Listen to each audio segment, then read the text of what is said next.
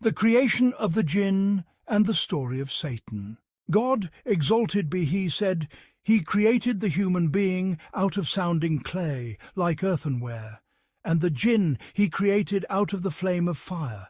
Which then of your sustainers' favours will you both deny? 55:14-16. And He said, Indeed, we created the human being from sounding clay, from dark, transmuted mud, and the jinn we had created before, out of the scorching fire. 15:26-27. Ibn Abbas, Ikrimah, Mujahid, Al-Hasan and others said regarding out of the flame of fire, from the edge of the blaze, and in another narration, from its purest and best. We have mentioned earlier from Al-Zur, from Urwa, from Aisha, the messenger of God, peace and blessings be upon him, said, The angels were created from light, the jinn from fire, and Adam from what has been described to you. Muslim related it. Many scholars of Tafsir have said the jinn were created before Adam, peace be upon him, and before them. On the earth there were Al-Hin and Al-Bin. God empowered the jinn over them, and they killed them and drove them out from the earth and annihilated them, and then dwelt upon the earth after them. Al-Sud mentioned in his Tafsir from Abu Malik, from Abu Salih, from Ibn Abbas, and from Murrah, from Ibn Masud, and from others among the companions of the Messenger of God, peace and blessings be upon him. When God finished creating what He willed, He established Himself upon the throne, and He made Iblis to be over the dominion of the world. He was from a category of angels called the jinn. They were given this name because they are the treasurers of the garden. Iblis, in addition to his dominion, was its treasurer, and in his heart there arose, God gave me this only by virtue of a superiority I have over the angels. Al-Dahak related from Ibn Abbas, When the jinn corrupted upon the earth and shed blood, God sent to them Iblis with a host of angels. They killed them and drove them to the islands of the seas. Muhammad ibn Ishaq said from Khalad, from Atta, from Tawus, from Ibn Abbas, Iblis' name, before he committed disobedience, was Azazel. He was one of the inhabitants of the earth, and among the most diligent of the angels in worship, and the most knowledgeable. And he was from a tribe called the Jinn. Ibn Ab Hatim related from Sa'd ibn Jubair from him. His name was Azazel. He was among the most noble of angels, among those of 4 wings. It has been ascribed also from Hajjaj, from Ibn Jurayj. Ibn Abbas said, Iblis was among the nobles of the angels and the most honoured in tribe. He was treasurer over the gardens. He had authority over the lowest heaven. He had authority over the earth. Salih, the client of Al-Tu'ama, related from Ibn Abbas. He governed between heaven and earth. Al-Tabar related it. Qatada said, from Sa'ad ibn al-Musayyab, Iblis was chief of the angels of the lowest heaven. Al-Hasan al-Basri said, he was not of the angels for so much as the blink of an eye. Rather, he is the root of the jinn, as Adam is the root of humankind.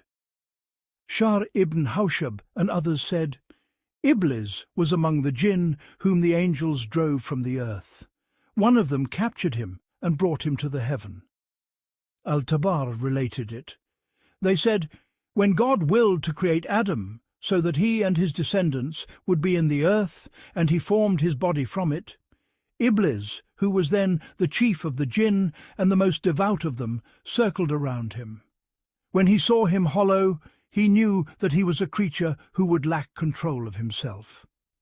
He said, if I am given power over you, I will destroy you, and if you are given power over me, I will disobey you. Then, when God breathed into Adam of his spirit, as will come, and commanded the angels to prostrate themselves before him, Iblis was filled with immense envy and refused to prostrate. He said, "I am better than he. You created me from fire, and you created him from clay." He opposed the command, objected to the Lord mighty is he erred in what he said, was cast far from his Lord's mercy, and he was brought down from the station he had attained through his worship. For he had resembled the angels, though he was not of their essence. He had been created from fire, while they were created from light, and his fiery nature betrayed him at the moment he most needed to be faithful to it, and he returned to his root, fire. And so the angels prostrated, all of them together except Iblis. He gloried in his arrogance, and thus became one of those who deny the truth. 15:30-31. And he, exalted be he, said, "And when we said to the angels, Prostrate yourselves before Adam, they all prostrated themselves, save Iblis. He was one of the jinn, and so he forsook his sustainer''s command. Will you then take him and his offspring as your allies instead of me, though they are your enemies? How vile an exchange for the evildoers!" 1850. Iblis was cast down from the highest assembly. It was forbidden to him to dwell there. He descended to the earth ignoble, abased, blamed and accursed, threatened with the fire, he and those among humankind and jinn who follow him yet. Despite this, he exerts utmost effort to mislead the children of Adam in every path and at every ambush, as God said, "Do you see this one whom you have exalted above me? If you grant me respite until the day of resurrection, I shall most certainly bring his descendants under my sway, save but a few." God said, "Go, and whoever of them follows you, verily, hell shall be your recompense and ample recompense. And tempt whom you can among them with your voice, and rally against them your horsemen and your footmen, and share with them in wealth and children, and promise them, and Satan promises them only to delude them. Verily, as for my servants, you shall have no power over them, and sufficient is your sustainer as a guardian." 17:62-65. We shall mention this story in detail in the account of Adam's creation, peace be upon him. The point here is that the jinn were created from fire. They are like humankind. They eat and drink and reproduce. Among them are believers and among them deniers, as God informed of them in the Surah of the Jinn and also in the Surah of Al-Ahqaf. Now, when we had turned towards you a group of the jinn to listen to the Qur'an, and when they came within its hearing, they said to one another, "Listen in silence." And when the recitation was ended, they returned to their people, to warn them. They said, "O our people, we have heard a revelation bestowed from on high after Moses, confirming the truth of what still remains of earlier revelations. It guides to the truth and to a straight path. O our people, respond to God's caller and believe in him. He will forgive you some of your sins and shield you from grievous suffering. And as for him who does not respond to God's caller, he cannot elude him on earth, and he has none to protect him from him. It is they who have gone far astray." 46:29-32. And he said, "Say, it has been revealed to me that a group of the jinn listened and said, Verily, we have heard a wondrous Qur'an. It guides to what is upright, and so we have come to believe in it. And never shall we ascribe divinity to any side by side with our sustainer. And that sublimely exalted is our sustainer's majesty. He has taken to himself neither consort nor child. And that the foolish one among us has been wont to say outrageous things about God, and that we had thought that neither humankind nor jinn would ever tell a lie about God, and that there were men from among humankind who sought refuge with men from among the jinn, and thus they increased their arrogance, and that they thought, as you thought, that God would never raise anyone from the dead, and that we sought to reach heaven, but found it filled with mighty guards and flaming fires, and we were wont to sit there on places for hearing. But now whoever seeks to listen finds a flame in wait for him, and that we do not know whether evil is intended for those on earth, or whether their sustainer intends for them right guidance.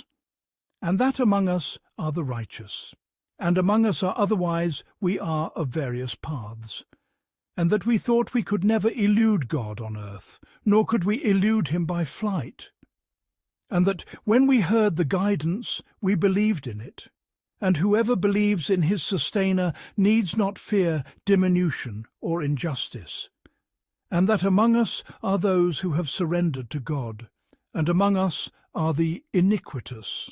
And so whoever surrenders those have sought out the path of right guidance. And as for the iniquitous, they are fuel for hell. And that if they had but remained on the right way, we would indeed have provided them with water in abundance, so as to test them thereby.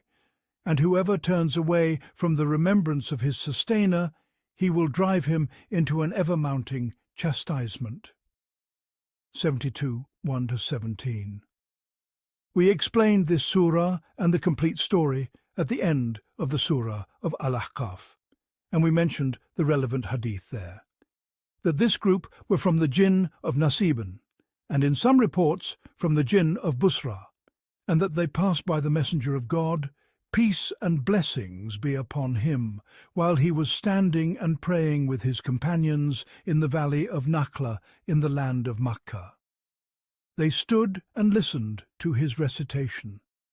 Then the Prophet, peace and blessings be upon him, met them for a whole night. They asked him about matters he commanded them with, and forbade them. They asked for provision, and he said to them, "Every bone upon which God's name has been mentioned, you will find upon it more meat than it had, and every droppings will serve as fodder for your beasts."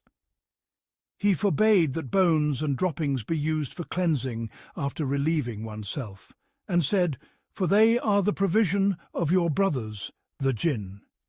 He forbade urination in burrows, for they are the dwellings of the jinn. He recited to them the Surah of Al-Rahman. Whenever he passed by the verse, "Which then of your sustainer's favours will you both deny?" they would say, "Not a single one of your favours, our sustainer, do we deny, so unto you is all praise." The Prophet, peace and blessings be upon him, praised them for this when he recited the same surah to people, and they remained silent. He said, "The jinn responded better than you. I did not recite to them. Which then of your sustainer's favours will you both deny? But that they said, Not a single one of your favours, our sustainer, do we deny, so unto you is all praise." The scholars have differed regarding the believing jinn. Do they enter the garden, or is the reward for their obedience merely that they are not punished by the fire? There are two views.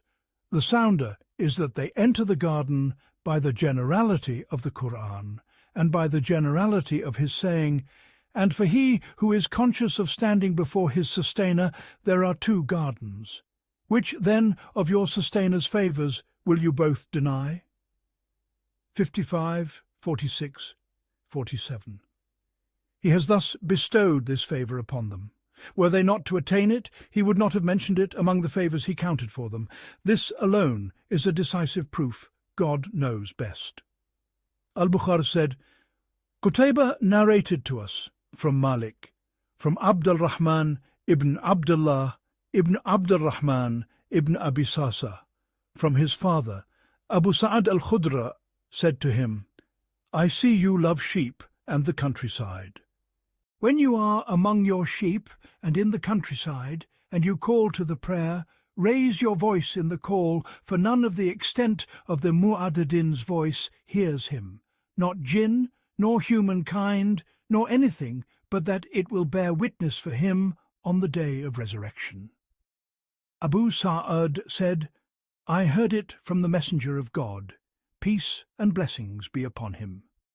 Al-Bukhari alone related it among the two Sahas. As for the disbelieving jinn, among them are the Satans. Their chief and greatest is Iblis, the enemy of Adam, father of humankind. He and his offspring have been given power over Adam and his offspring, yet God, exalted be He, has guaranteed the protection of those who believe in Him and affirm His messengers, and follow His law. Against him he said, "Verily, as for my servants, you shall have no power over them, and sufficient is your sustainer as a guardian." 1765. And he said, and indeed Iblis proved true his opinion concerning them, and so they followed him, all but a group of the believers. Yet he had no power at all over them. We allowed him this only that we might know who truly believes in the life to come, as distinct from one who is in doubt concerning it. And your sustainer watches over all things. 34:20-21. And he said, O children of Adam, do not let Satan seduce you, as he expelled your two parents from the garden, stripping from them their garments to show them their nakedness. Verily, he and his tribe see you from where you do not see them. Verily, we have made the Satan's allies of those who do not believe. 7:27. And he said, And remember when your sustainer said to the angels, Behold, I am creating a mortal man out of sounding clay, out of dark, transmuted mud. And when I have formed him fully and breathed of my spirit into him, fall down before him in prostration. Thereupon the angels prostrated themselves, all together save Iblis. He refused to be among those who prostrate. God said, O Iblis, what is with you that you are not among those who prostrate? He said, I am not one to prostrate myself before a mortal whom you have created out of sounding clay, out of dark, transmuted mud. God said, Then go forth from here, for behold, you are accursed, and behold, upon you shall rest my curse until the day of judgment. He said, My sustainer, grant me then a respite till the day when they shall be raised. God said, Verily, you are of those granted respite till the day of the time appointed. He said, My sustainer, because you have sent me astray, I shall make all that is evil on earth seem goodly to them, and I shall beguile them all, save such of your servants as are sincere in their faith. God said, This is a straight way to me. Verily, as for my servants, you shall have no power over them, only over those who follow you of the astray. And behold, hell shall be the promised place for them all. It has 7 gates, each gate has its allotted share of them. 15:28-44. He, exalted be He, has mentioned this story in the Surah of Al-Baqarah, the Surah of Al-Araf, here in Al-Hijr, and in the surahs of Al-Isra, Taha and Sa'd. We have discussed all of that in their places in our tafsir, praise be to God, and we shall relate it again in the story of Adam, God willing. The point intended here is that God granted Iblis respite until the day of resurrection, as a trial for his servants and a test from him for them, just as he said, Yet he had no power at all over them. We allowed him this only that we might know who truly believes in the life to come, as distinct from one who is in doubt concerning it. And your sustainer watches over all things. 34:21. And he said, And Satan will say, when the matter has been decided, Verily, God made a promise of truth to you. I too made you a promise, but I failed you. I had no power whatever over you, except that I called you, and you responded to me. So do not blame me, but blame yourselves. I cannot come to your aid, nor can you come to mine. Verily, I deny your former act of associating me with God. Verily, for those who do wrong, there is grievous suffering. And those who believed and did righteous deeds will be admitted to gardens through which running waters flow, therein to abide by their sustainer's leave. their greeting therein shall be peace. 14:22-23. Iblis, may God curse him, is alive now, given respite until the day of resurrection by the explicit wording of the Qur'an. He has a throne upon the face of the sea. He sits upon it and sends his detachments to cast evil and sedition among people. Yet God has said, "Verily, Satan's guile is ever weak." 476. His name before his great disobedience was Azazel. Al-Nakkash said, his kunya is Abu Kurdus. Hence, when the Prophet, peace and blessings be upon him, said to Ibn Sayyad, "What do you see?" He said, "I see a throne upon the water." The Prophet, peace and blessings be upon him, said to him, "Begone, you will not transgress your measure." Knowing thereby that the source of the unveiling he claimed was satanic, supplied by Iblis, whose throne upon the sea he was seeing. Hence he said, "Begone, you will not transgress your measure, that is, you will not exceed your low, base, paltry worth." The proof that Iblis' throne is upon the sea is what Imam Ahmad related. Abu al-Mughira narrated to us, Safwan narrated to us, Ma'ad al-Tamam narrated to me, from Jabir ibn Abdullah. The Messenger of God, peace and blessings be upon him, said, Iblis' throne is upon the sea. He sends his detachments every day to tempt people. The greatest in station with him is the one who is greatest in temptation for people.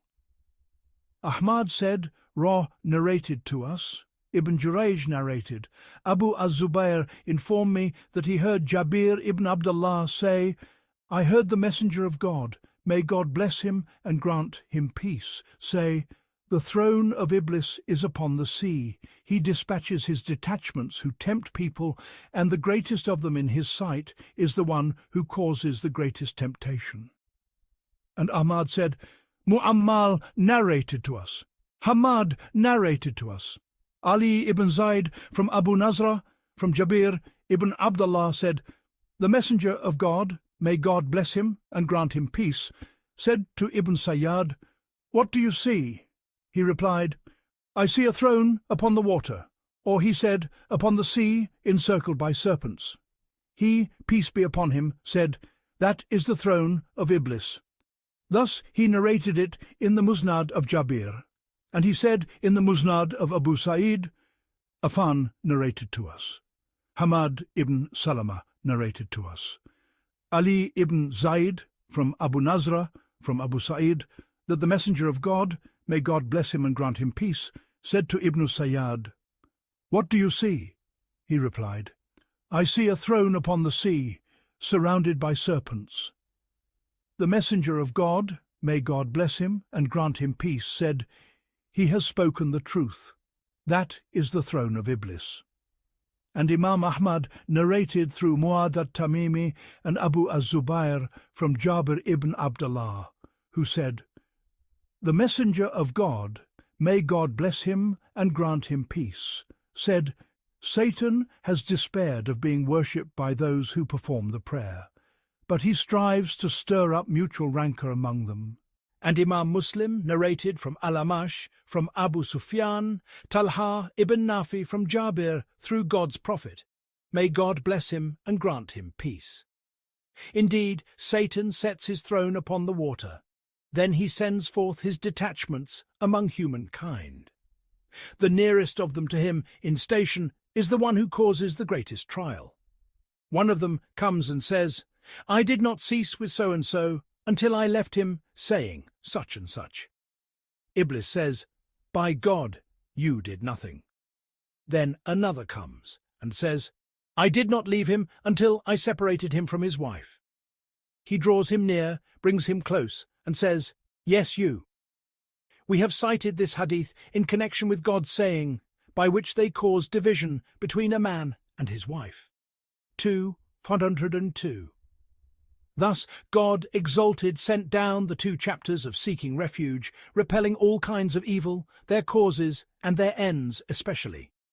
Say, I seek refuge with the sustainer of humankind, the sovereign of humankind, the God of humankind, from the evil of the stealthy whisperer who whispers into the hearts of humankind from among jinn and humankind. 114:1-6. And it is established in the two Sahihs from Anas and in Sahih al-Bukhari from Safiya bint Huyay that the Messenger of God, may God bless him and grant him peace, said, Satan flows through the human being as blood flows. And the Hadith master Abu Yala al-Mawsili said, Muhammad ibn Jubair narrated to us. Adi ibn Abi Imara narrated to us. Ziyad an-Numayri from Anas said, The Messenger of God, may God bless him and grant him peace, said, Satan places his muzzle upon the heart of the son of Adam. If he remembers God, Satan withdraws, and if he neglects, Satan seizes his heart. That is the stealthy whisperer. And since the remembrance of God drives Satan away from the heart, it is itself a reminder for people, just as he, exalted, says, And remember your sustainer whenever you forget. 18:24. And as the companion of Moses said, It was only Satan who caused me to forget to mention it. 18:63. And as he says, But Satan caused him to forget his sustainer's remembrance.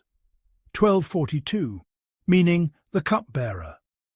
When Joseph told him, Mention me to your Lord, the cupbearer forgot to mention him to his Lord, i.e. the king, and this forgetfulness was from Satan. And thus Joseph remained in prison for some years, 12:42. And thereafter, he says, And he who had been saved of the two said after some time, Remembered, I will tell you its interpretation. 12:45. Imam Ahmad said, Muhammad ibn Jafar narrated to us. Shubah narrated to us from Asim. I heard Abu Tamima narrate from the Prophet's riding companion, The Prophet's mount stumbled, and I said, May Satan perish? The Prophet, may God bless him and grant him peace, said, Do not say, May Satan perish. For if you say that, he aggrandizes himself and says, By my power I felled him. But if you say, In the name of God, he shrinks until he becomes like a fly. Ahmad alone narrated it. Its chain is good. Ahmad said, Abu Bakr al-Hanafi narrated to us. Ad-Dahak ibn Uthman from Sa'id al-Maqburi from Abu Huraira said, The Messenger of God, may God bless him and grant him peace, said, When one of you is in the mosque, Satan comes to him and attaches himself to him like a man attached to his mount. If he becomes still for him, he tightens the halter upon him or bridles him. Abu Huraira said, You see this. As for the one haltered, you see him inclining. Thus he remembers none but God. And as for the one bridled, he sits with mouth agape. He does not remember God. Ahmad alone narrated it. And Imam Ahmad said, Ibn Numayr narrated to us. Thor, that is, Ibn Yazid narrated to us. From Makhul, from Abu Huraira, who said, The Messenger of God, may God bless him and grant him peace, said, The evil eye is true. Satan attends it, as does the envy of the son of Adam. And Imam Ahmad said, Waqi narrated to us. Sufyan from Mansur, from Dar ibn Abdullah, al-Hamdani, from Abdullah ibn Shaddad, from Ibn Abbas said, A man came to the Prophet, may God bless him and grant him peace, and said, O Messenger of God, thoughts occur to me so grievous that falling from the sky would be dearer to me than speaking them. The Prophet said, God is greater. Praise be to God who has reduced his plot to mere whispering. Abu Dawud and An-Nasa'i transmitted it from Mansur. An-Nasa'i and Al-Amash both added from Abu Dhar. Al-Bukhari said, Yahya ibn Bukair narrated to us.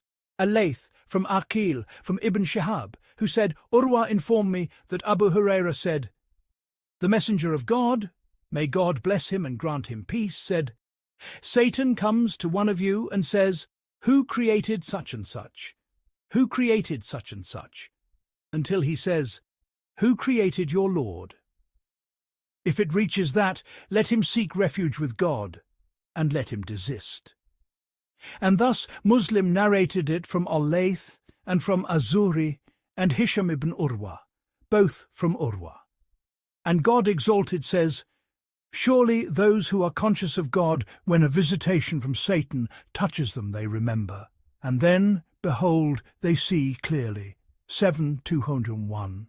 And he says, "And say, My Sustainer, I seek refuge with you from the incitements of the Satans, and I seek refuge with you, my Sustainer, lest they be present with me." Tom 23, 3, 97, 7, 98. And he says, "If a prompting from Satan stirs you, then seek refuge with God. Indeed, he is all-hearing, all-knowing." 7:200. And he says, "When you recite the Qur'an, seek refuge with God from Satan, the accursed. Indeed, he has no power over those who believe and who place their trust in their Sustainer. His power is only over those who take him as patron and those who, through him, ascribe partners to God." 16:98, 100. Imam Ahmad and the authors of the Sunan transmitted from Abu al-Mutawakkil, from Abu Sa'id, that the Messenger of God, may God bless him and grant him peace, used to say, "I seek refuge with God, the all-hearing, the all-knowing, from Satan the accursed, from his choking, his puffing, and his blowing." Its explanation in Hadith: his choking is the seizure, which is the convulsion, his puffing is arrogance, and his blowing is poetry. And it is established in the two Sahihs from Anas that when the Messenger of God, may God bless him and grant him peace, entered the privy, he said, "I seek refuge with God from vile males and vile females." Many scholars said he sought refuge from male and female devils. Imam Ahmad narrated from Shureh, from Isa ibn Yunus, from Thar, from Al-Husayn, from Ibn Sad al-Khair, who was among the companions of Umar, through Abu Huraira, who said, "The Messenger of God, may God bless him and grant him peace, said, Whoever goes to relieve himself, let him screen himself. And if he finds nothing but to heap up a little mound, then let him turn it to his back. For Satan plays with the sitting places of the children of Adam. Whoever does so has done well, and whoever does not, there is no blame." Abu Dawud and Ibn Majah narrated it from Thar ibn Yazid. Al-Bukhari said, Uthman ibn Abi Shaybah narrated to us. Jarir from Al-Amash from Adi ibn Thabit said, Sulaiman ibn Surad reported, "Two men insulted each other in the presence of the Prophet. May God bless him and grant him peace, while we were sitting with him. One of them reviled his companion in rage, his face reddening. The Prophet said, I know a word which, if he were to say it, what he finds would depart. I seek refuge with God from Satan the accursed. They said to the man, Do you not hear what the Prophet says? He said, I am not mad. Muslim, Abu Dawud, and An-Nasai also narrated it by routes from Al-Amash. Imam Ahmad said, Muhammad ibn Ubaid narrated to us, Ubaid Allah ibn Umar from Nafi, from Ibn Umar, that the Messenger of God, may God bless him and grant him peace, said, Let none of you eat with his left hand or drink with his left hand, for Satan eats with his left hand and drinks with his left hand. This is upon the condition of the two Sahihs by this chain, and it is indeed in the Sahih by another route. And Imam Ahmad narrated from Ismail ibn Abi Hakim, from Urwa, from Aisha, from the Messenger of God, may God bless him and grant him peace. Whoever eats with his left hand, Satan eats with him, and whoever drinks with his left hand, Satan drinks with him. He also said, Muhammad ibn Jafar narrated to us, Shuba from Abu Ziyad at-Tahan, who heard Abu Huraira say, through the Prophet, May God bless him and grant him peace, that he saw a man drinking while standing. So he said to him, Vomit it. He said, Why? He said, Would it please you that a cat drink with you? He replied, No. He said, He who drank with you is worse than that Satan. Ahmad alone narrated this through this route. He also said, Abd ar-Razzaq narrated to us, Ma'mar from Az-Zuhri from a man from Abu Huraira, who said, "The Messenger of God, may God bless him and grant him peace, said, if the one who drinks standing knew what enters his belly, he would vomit it." He also said, Abd-ar-Razzaq from Ma'mar, from Al-Amash, from Abu Salih, from Abu Huraira, from the Prophet, may God bless him and grant him peace, with similar wording. The Imam said, Musa narrated to us, Ibn Luhaya from Ibn Az-Zubayr, that he asked Jabir, "Did you hear the Prophet, may God bless him and grant him peace, say, when a man enters his house and mentions the name of God upon entering and upon his food, Satan says, you have no lodging here and no supper. But if he enters and does not mention God's name upon entering, Satan says, you have caught the lodging. And if he does not mention God's name upon his food, Satan says, you have caught the lodging and the supper?" He said, "Yes." Al-Bukhari said, Muhammad narrated to us. Abdah narrated to us.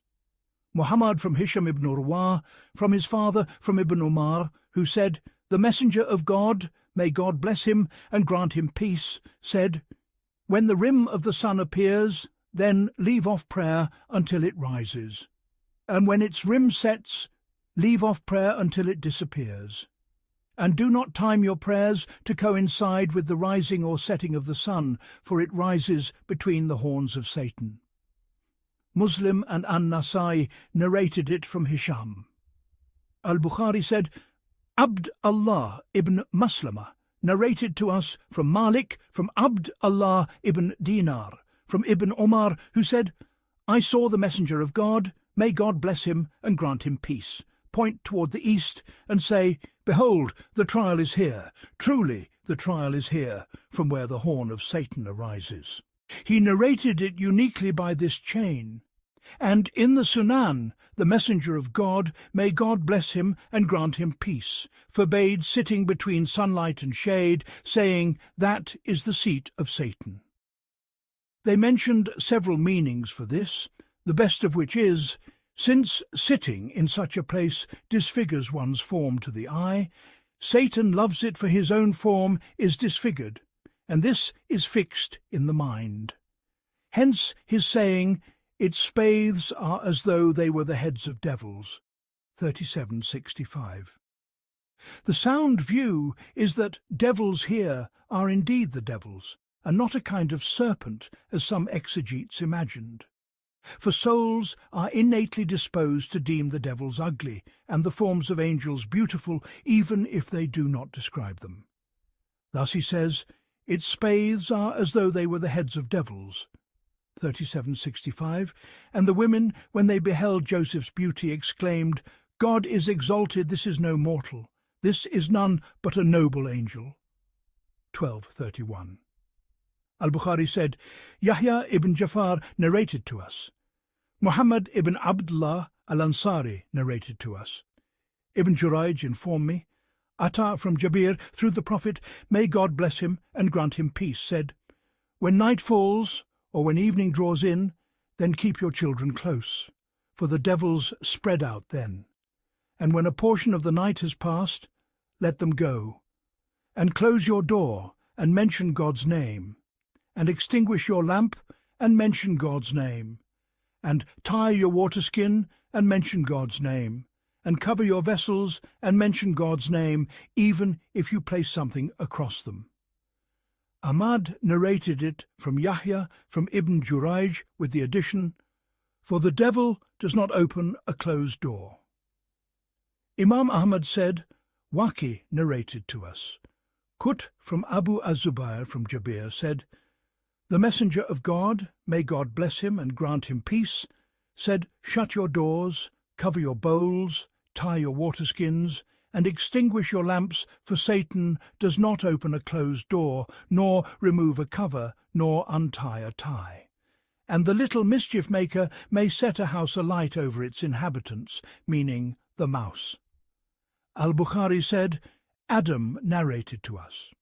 Shubah from Mansur, from Salim, Ibn Abi al-Jad, from Quraib, from Ibn Abbas, who said, the Messenger of God, may God bless him and grant him peace, said, "Were one of you, when he comes to his spouse, to say, 'In the name of God, O God, keep Satan away from us, and keep Satan away from what you provide for us.'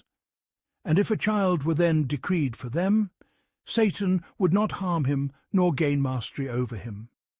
He also narrated it from Musa ibn Ismail, from Hammam, from Mansur, from Salim, from Qurayb, from Ibn Abbas, from the Prophet, with similar wording.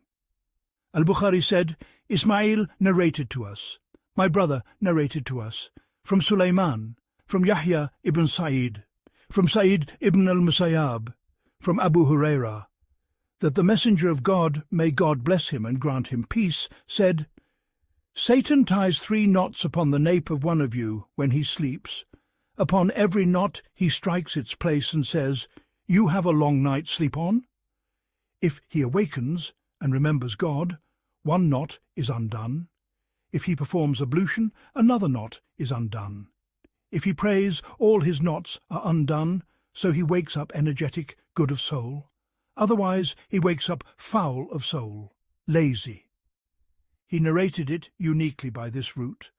Al-Bukhari said, "Ibrahim narrated to us, from Hamza, Ibn Abi Hazim from Yazid, that is, Ibn al-Hadi from Muhammad ibn Ibrahim from Isa ibn Talha from Abu Hurairah from the Prophet, may God bless him and grant him peace. When one of you awakens from sleep and performs ablution, let him rinse his nose 3 times, for Satan spends the night upon his nostrils."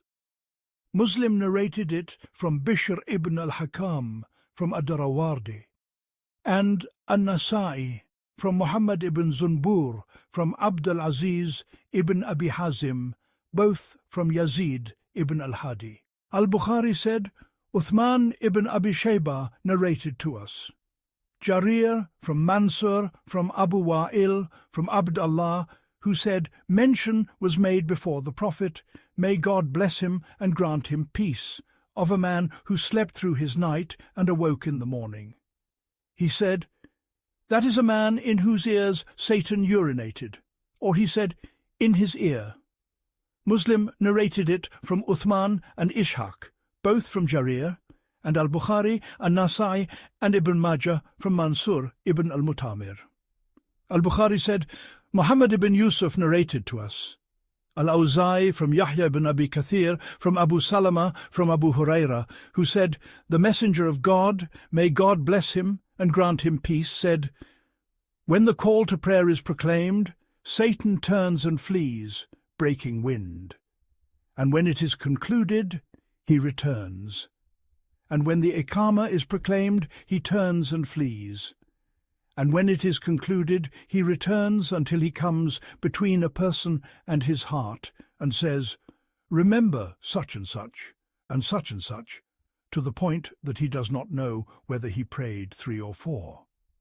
If he does not know whether 3 or 4, let him perform 2 prostrations of forgetfulness.'" He narrated it uniquely by this route. Ahmad said, Aswad ibn Amir narrated to us. Jafar, that is, Al-Amar from Atta ibn Asaib from Anas, who said, "The Messenger of God, may God bless him and grant him peace, said, 'Align your rows, for Satan stands in the gaps.'" Ahmad also said, Aban narrated to us, Qatada from Anas ibn Malik, that the Prophet, may God bless him and grant him peace, used to say, "Align your rows, draw them together, and keep your necks in line. By him in whose hand is the soul of Muhammad, I can see Satan entering the gaps of the row as though he were a small black lamb." Al-Bukhari said, Abu Ma'mar narrated to us, Abd al-Warith narrated to us, Yunus from Humayd ibn Hilal, from Abu Saleh, from Abu Sa'id, who said, "The Messenger of God, may God bless him and grant him peace, said, 'If something passes before one of you while he is praying, let him prevent it. If it persists, let him prevent it. If it persists still, let him fight it, for it's only a devil." Muslim and Abu Dawud also narrated it from Sulaiman ibn al-Mughira, from Humayd ibn Hilal. Imam Ahmad said, Abu Ahmad narrated to us, Bashir ibn Mabad narrated to us.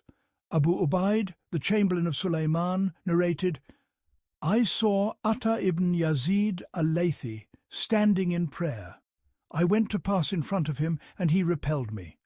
Then he said, Abu Sa'id al-Khudri narrated to me that the Messenger of God, may God bless him and grant him peace, stood to pray the dawn prayer, and we were behind him. He was reciting when the recitation became confused for him. When he finished his prayer, he said, By God, had you but seen me and Iblis! I reached out with my hand, still I choked him, until I felt the coolness of his saliva between these two fingers of mine, the thumb and the one next to it. And were it not for the supplication of my brother Solomon, my sustainer, forgive me, and grant me a kingdom such as none after me will have, truly you are the unbounded giver. 38:35. He would have been tied to one of the pillars of the mosque, and the children of Medina would have played with him. So whoever among you can prevent anything from coming between him and the Qibla, let him do so.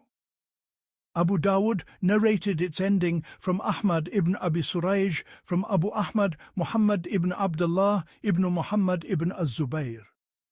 Al-Bukhari said, Mahmud narrated to us. Shababa narrated to us. Shuba from Muhammad ibn Ziyad, from Abu Huraira, from the Prophet, may God bless him and grant him peace, that he performed a prayer and said, Satan appeared before me to cut off my prayer, but God enabled me against him. And he mentioned the hadith. Muslim and An-Nasai narrated it from Shuba at length. Al-Bukhari's wording in the commentary on his exalted saying, reporting Solomon, My sustainer, forgive me, and grant me a kingdom such as none after me will have. Truly, you are the unbounded giver. 38:35. From Ra and Gundar, from Shuba, from Muhammad ibn Ziyad, from Abu Huraira, from the Prophet, may God bless him and grant him peace. A Ifrit from among the jinn lunged at me last night to interrupt my prayer, but God enabled me against him. I wanted to tie him to a pillar of the mosque so that you might look upon him, all of you, in the morning, but I remembered the supplication of my brother Solomon. My sustainer, forgive me, and grant me a kingdom such as none after me will have. Truly, you are the unbounded giver. 38:35. So I drove him away, humiliated. And Muslim narrated from Abu Idris, from Abu Darda, who said, The Messenger of God, may God bless him and grant him peace, stood to pray, and we heard him say, I seek refuge with God from you. Then I curse you with God's curse 3 times, and he stretched out his hand as if reaching for something. When he finished, we said, O Messenger of God, we heard you say something in the prayer we have never heard you say before, and we saw you stretch out your hand. He said, The enemy of God, Iblis, came with a flaming coal to throw in my face. I said, I seek refuge with God from you. 3 times. Then I said, I curse you with God's complete curse. He did not recede. Then I sought to seize him by God. Were it not for the supplication of our brother Solomon, he would have been bound so that the children of the people of Medina could play with him. And he, exalted, says, So let not the life of this world delude you, and let not the deceiver delude you concerning God. 31:33, meaning Satan. And he says, Surely Satan is an enemy to you, so take him as an enemy. He only calls his party to be among the companions of the blaze. 35.6. Satan does not cease seeking to ruin the human being in all conditions, movements, and stillnesses. The Hadith master Abu Bakr ibn Abi ad-Dunya composed a book on this called The Traps of Satan. In it are abundant benefits. And in the Sunan of Abu Dawud, the Messenger of God, may God bless him and grant him peace, used to say in supplication, I seek refuge in you, lest Satan confound me at the time of death. We have also transmitted in some reports that he said, "My Lord, by your might and your majesty, I shall not cease leading them astray so long as their souls are in their bodies."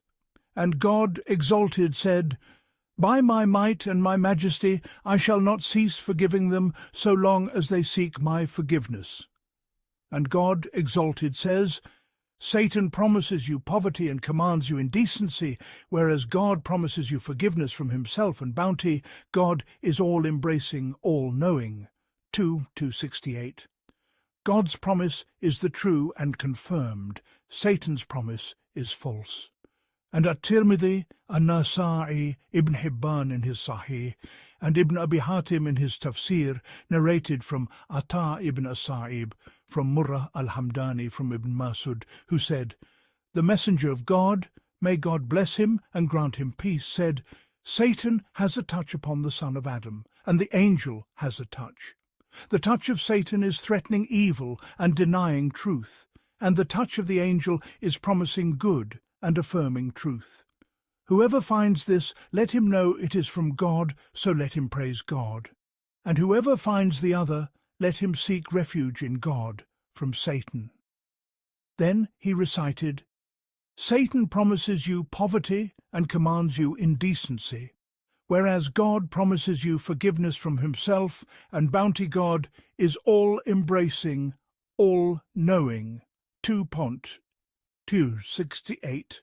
We have mentioned in the merit of Surat al-Baqarah that Satan flees from a house in which it is recited, and in the merit of Ayat al-Kursi that whoever recites it at night, Satan does not approach him until he rises in the morning.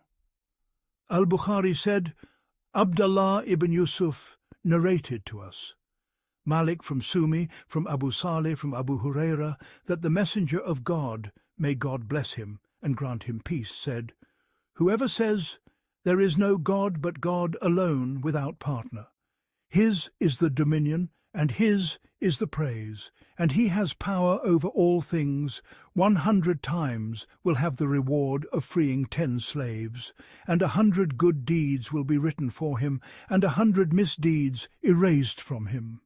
It will be for him a protection from Satan that day until evening, and none will come with anything better than what he has brought, except a man who does more." Muslim, at-Tirmidhi, and Ibn Majah also narrated it from Malik. Al-Bukhari said, Abu al-Yaman narrated to us, Shuaib from Abu az-Zinad, from Al-Araj, from Abu Huraira, who said, "The Messenger of God, may God bless him and grant him peace, said, Every son of Adam is pricked by Satan in his side at birth, except Jesus, son of Mary. Satan went to prick him, but pricked the covering instead." He narrated it uniquely in this route. Al-Bukhari said, Asim ibn Ali narrated to us, Ibn Abi Dhib from Sayyid al-Maqburi, from his father, from Abu Huraira, from the Prophet, may God bless him and grant him peace, said, "Yawning is from Satan. If one of you yawns, let him suppress it as best he can, for when one of you says, 'Ha!' Satan laughs at him." Ahmad, Abu Dawud, and at-Tirmidhi narrated it. An-Nasa'i authenticated it from Ibn Abi Dhib with another wording. "If one of you yawns, let him suppress it as best he can, for Satan enters." Imam Ahmad said, Abd al-Razak narrated to us.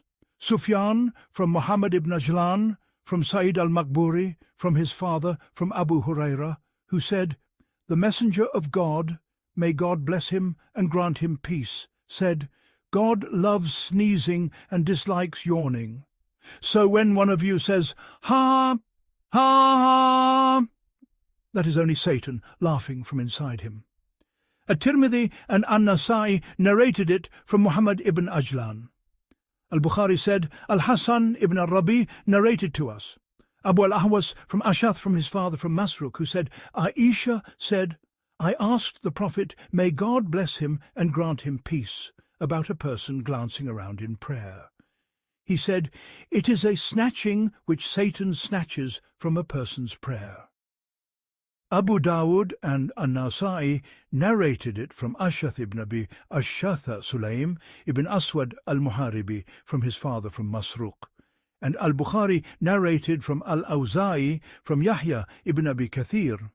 Abdullah ibn Abi Qatada through his father said, "The Messenger of God, may God bless him and grant him peace, said, the righteous vision is from God, and the bad dream is from Satan. If one of you dreams something he dislikes, let him spit lightly to his left and seek refuge in God from its evil. Then it will not harm him."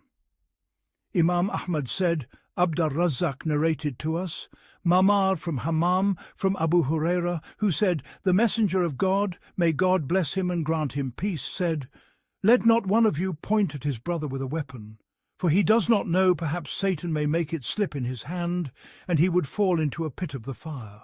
Both of them transmitted it from Abd al-Razzaq. God exalted says, "And indeed we have adorned the sky of the world with lamps, and made them missiles for the devils, and we have prepared for them the punishment of the blaze." 67.5. And he says, "Indeed, we have adorned the sky of the world with an adornment the stars, and as protection against every rebellious devil. They do not eavesdrop on the assembly on high, and they are darted at from every side, repelled. And for them there is a perpetual punishment, except one who snatches a word, and then a piercing flame pursues him." 37:6-10. And he says, "And indeed we have set up constellations in the sky, and adorned it for the beholders, and we have guarded it from every accursed devil, except one who steals a hearing, and a clear flame pursues him." 15:16-18. And he says, "It is not the devils who brought this down. It is not fitting for them, nor can they. Truly, they are cut off from hearing." 26:2-10, 212. And he says, reporting the jinn, "We sought to reach the heaven, but we found it filled with stern guards and shooting flames, and we used to sit there on seats to listen. But whoever listens now finds a shooting flame lying in wait for him." 72:8-9. Al-Bukhari said, and Al-Layth said, Khalid ibn Yazid narrated to me from Sa'id ibn Abi Hilal that Abu al-Aswad informed him from Urwa, from Aisha, from the Prophet, may God bless him and grant him peace. The angels converse in the clouds being the Anan, concerning the matter to take place on earth. The devils then overhear a word and whisper it into the ear of a soothsayer, as a bottle is whispered into. Then they add to it 100 lies. He narrated it, suspended, in the chapter on Iblis from Al-Layth, and in the chapter on angels from Sa'id ibn Abi Maryam, from Al-Layth, from Ubaid Allah ibn Abi Jafar, from Muhammad ibn Abd al-Rahman, Abu al-Aswad, from Urwa, from Aisha likewise. He alone narrated these routes, apart from Muslim. And Al-Bukhari elsewhere, and Muslim narrated from Az-Zuhri, from Yahya ibn Urwa, ibn Az-Zubayr, from his father, who said, Aisha said, people asked the Prophet, may God bless him and grant him peace, about soothsayers. He said, they are nothing. They said, O Messenger of God, they sometimes tell us a thing, and it proves true. He said, that is a word of truth, which a jinn snatches. He then rattles it into the ear of his friend, as a hen rattles, then they mix with it 100 lies. Al-Bukhari said, Al-Humaydi narrated to us. Sufyan narrated to us. Amr said, I heard Ikrimah say, I heard Abu Huraira say, the Prophet, may God bless him and grant him peace, said, when God decrees a matter in the sky, the angels strike their wings in humbleness to his word, sounding like a chain upon a smooth stone. When the fear is lifted from their hearts, they say, what did your sustainer say? They answer, the truth and he is the Most High, the Great. Then the eavesdropper hears, and eavesdroppers are thus one above another. Sufyan described this with his palm. He inclined it and spread his fingers. He hears the word, then throws it to the one beneath him. Then that one throws it to the one beneath him until it is cast upon the tongue of a sorcerer or a soothsayer. Sometimes the shooting flame overtakes him before he throws it, and sometimes he throws it before it overtakes him, so he mixes with it 100 lies. Then it is said, "Did he not tell us on such and such a day, such and such?" And they believe him on account of that one word heard from the sky. Al-Bukhari alone narrated it. Muslim narrated similarly from Az-Zuhri, from Ali ibn al-Husayn, Zayn al-Abidin, from Ibn Abbas, from men of the Ansar. And he, exalted, says, "Whoever turns away from the remembrance of the All-Merciful, we assign a devil to him, who is then his companion. And indeed they turn them from the path while they think they are guided, until, when he comes to us, he says, 'Would that there were between me and you the distance of the 2 easts.' What an evil companion!" 43:36-38. And he says, "We assigned to them companions who made fair seeming to them what was before them and what was behind them." 41-25.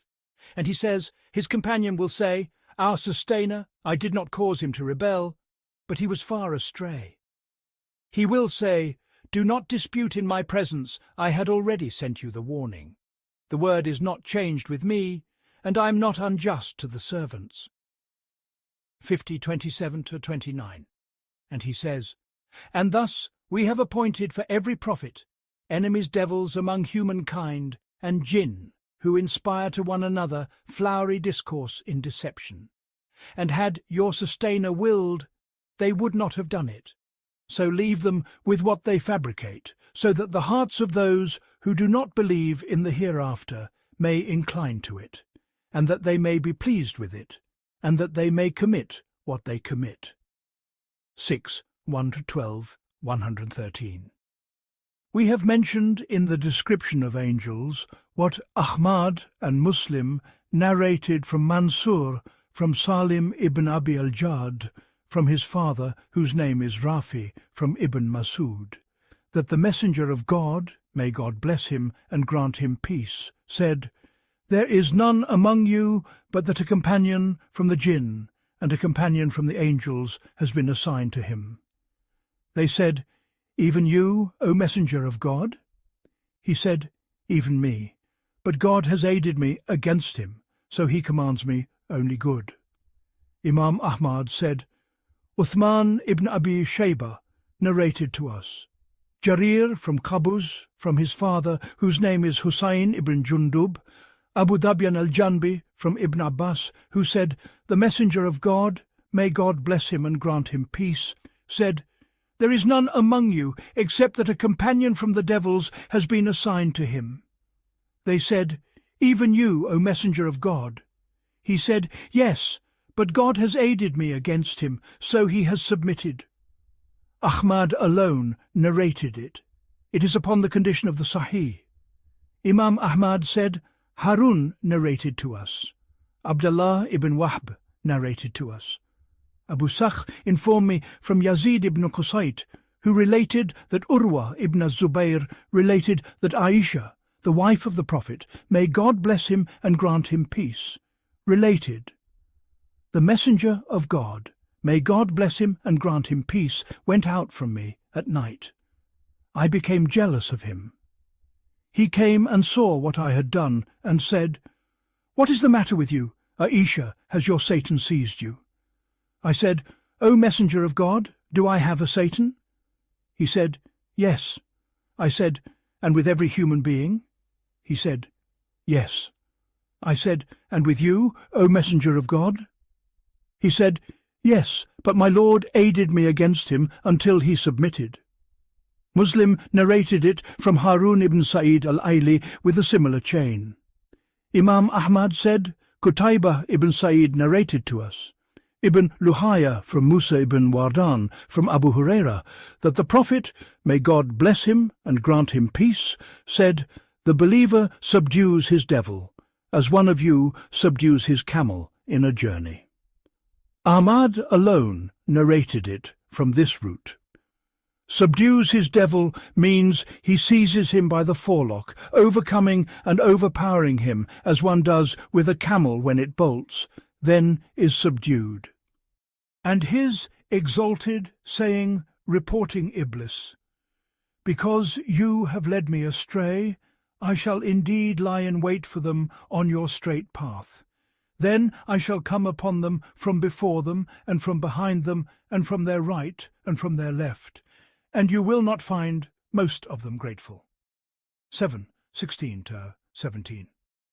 Imam Ahmad said, Hashim ibn al-Qasim narrated to us. Abu Aqil Abdullah ibn Aqil al-Thaqafi narrated to us. Musa ibn al-Musayyab from Salim ibn Abi al-Jad from Sabra ibn Abi Faqih, who said, I heard the Messenger of God, may God bless him and grant him peace, say, Satan sits in wait for the son of Adam at his paths. He sits for him on the path of Islam, and says, will you become Muslim and abandon your religion and the religion of your forefathers? But he disobeys him and submits. Then he sits for him on the path of emigration, and says, will you emigrate and leave your land and your sky? The likeness of the emigrant is but that of a horse tethered to a stake, but he disobeys him and emigrates. Then he sits for him on the path of striving, which is striving with the self and wealth, and says, will you fight and be killed so that your wife is married and your wealth divided? But he disobeys him and strives. The Messenger of God, may God bless him and grant him peace, said, whoever does so, it is a right upon God to admit him to paradise. And if he is killed, it is a right upon God to admit him to paradise. And if he drowns, it is a right upon God to admit him to paradise. And if his mount throws him and he dies, it is a right upon God to admit him to paradise. Imam Ahmad said, Waqi narrated to us. Ubadah ibn Muslim al-Fazari narrated to us.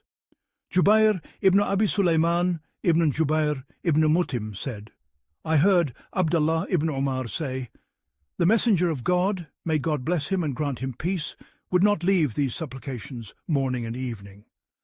O God, I ask you for well-being in this world and the next.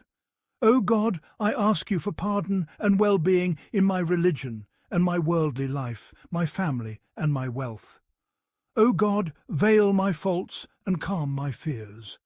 O God, guard me from before me and from behind me, and on my right and on my left and from above me, and I seek refuge in your majesty from being ambushed from beneath me. Waqi said, meaning, swallowed by the earth. Chapter, the creation of Adam. Peace be upon him.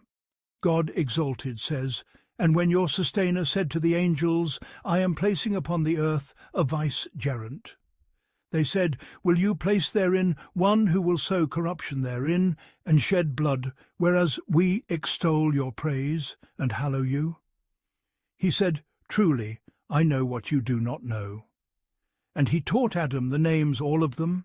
Then he presented them to the angels, and said, inform me of the names of these, if you are truthful. They said, glory be to you. We have no knowledge except what you have taught us indeed. You alone are the all-knowing, the all-wise. He said, O Adam, inform them of their names. And when he had informed them of their names, he said, did I not tell you that I know the hidden reality of the heavens and the earth, and that I know what you disclose and what you were concealing? And when we said to the angels, prostrate yourselves before Adam, they prostrated. Except Iblis, he refused and waxed proud, and became one of the deniers.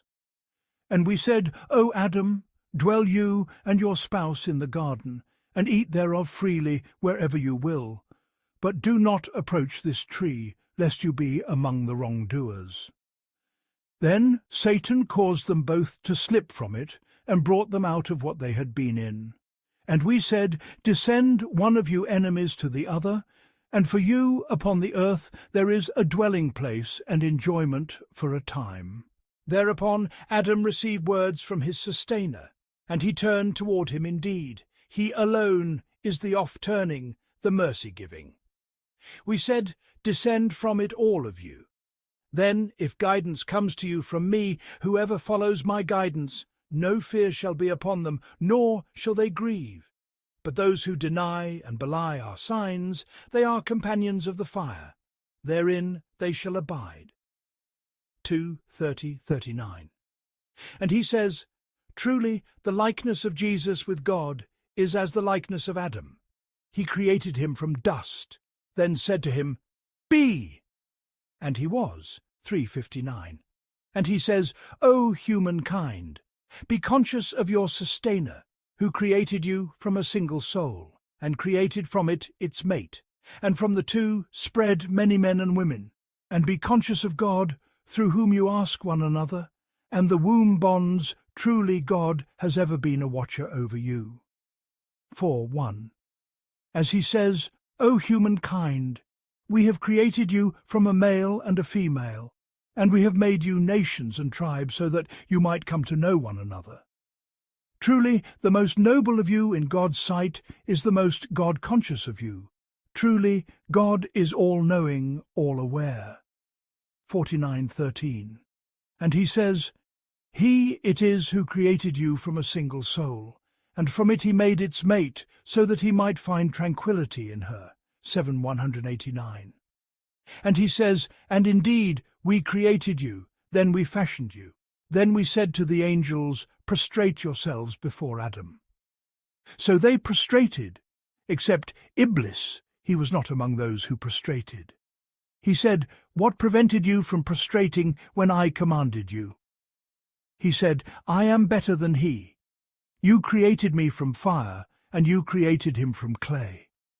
He said, descend from it, it is not for you to show pride therein. So get out indeed, you are of the humbled.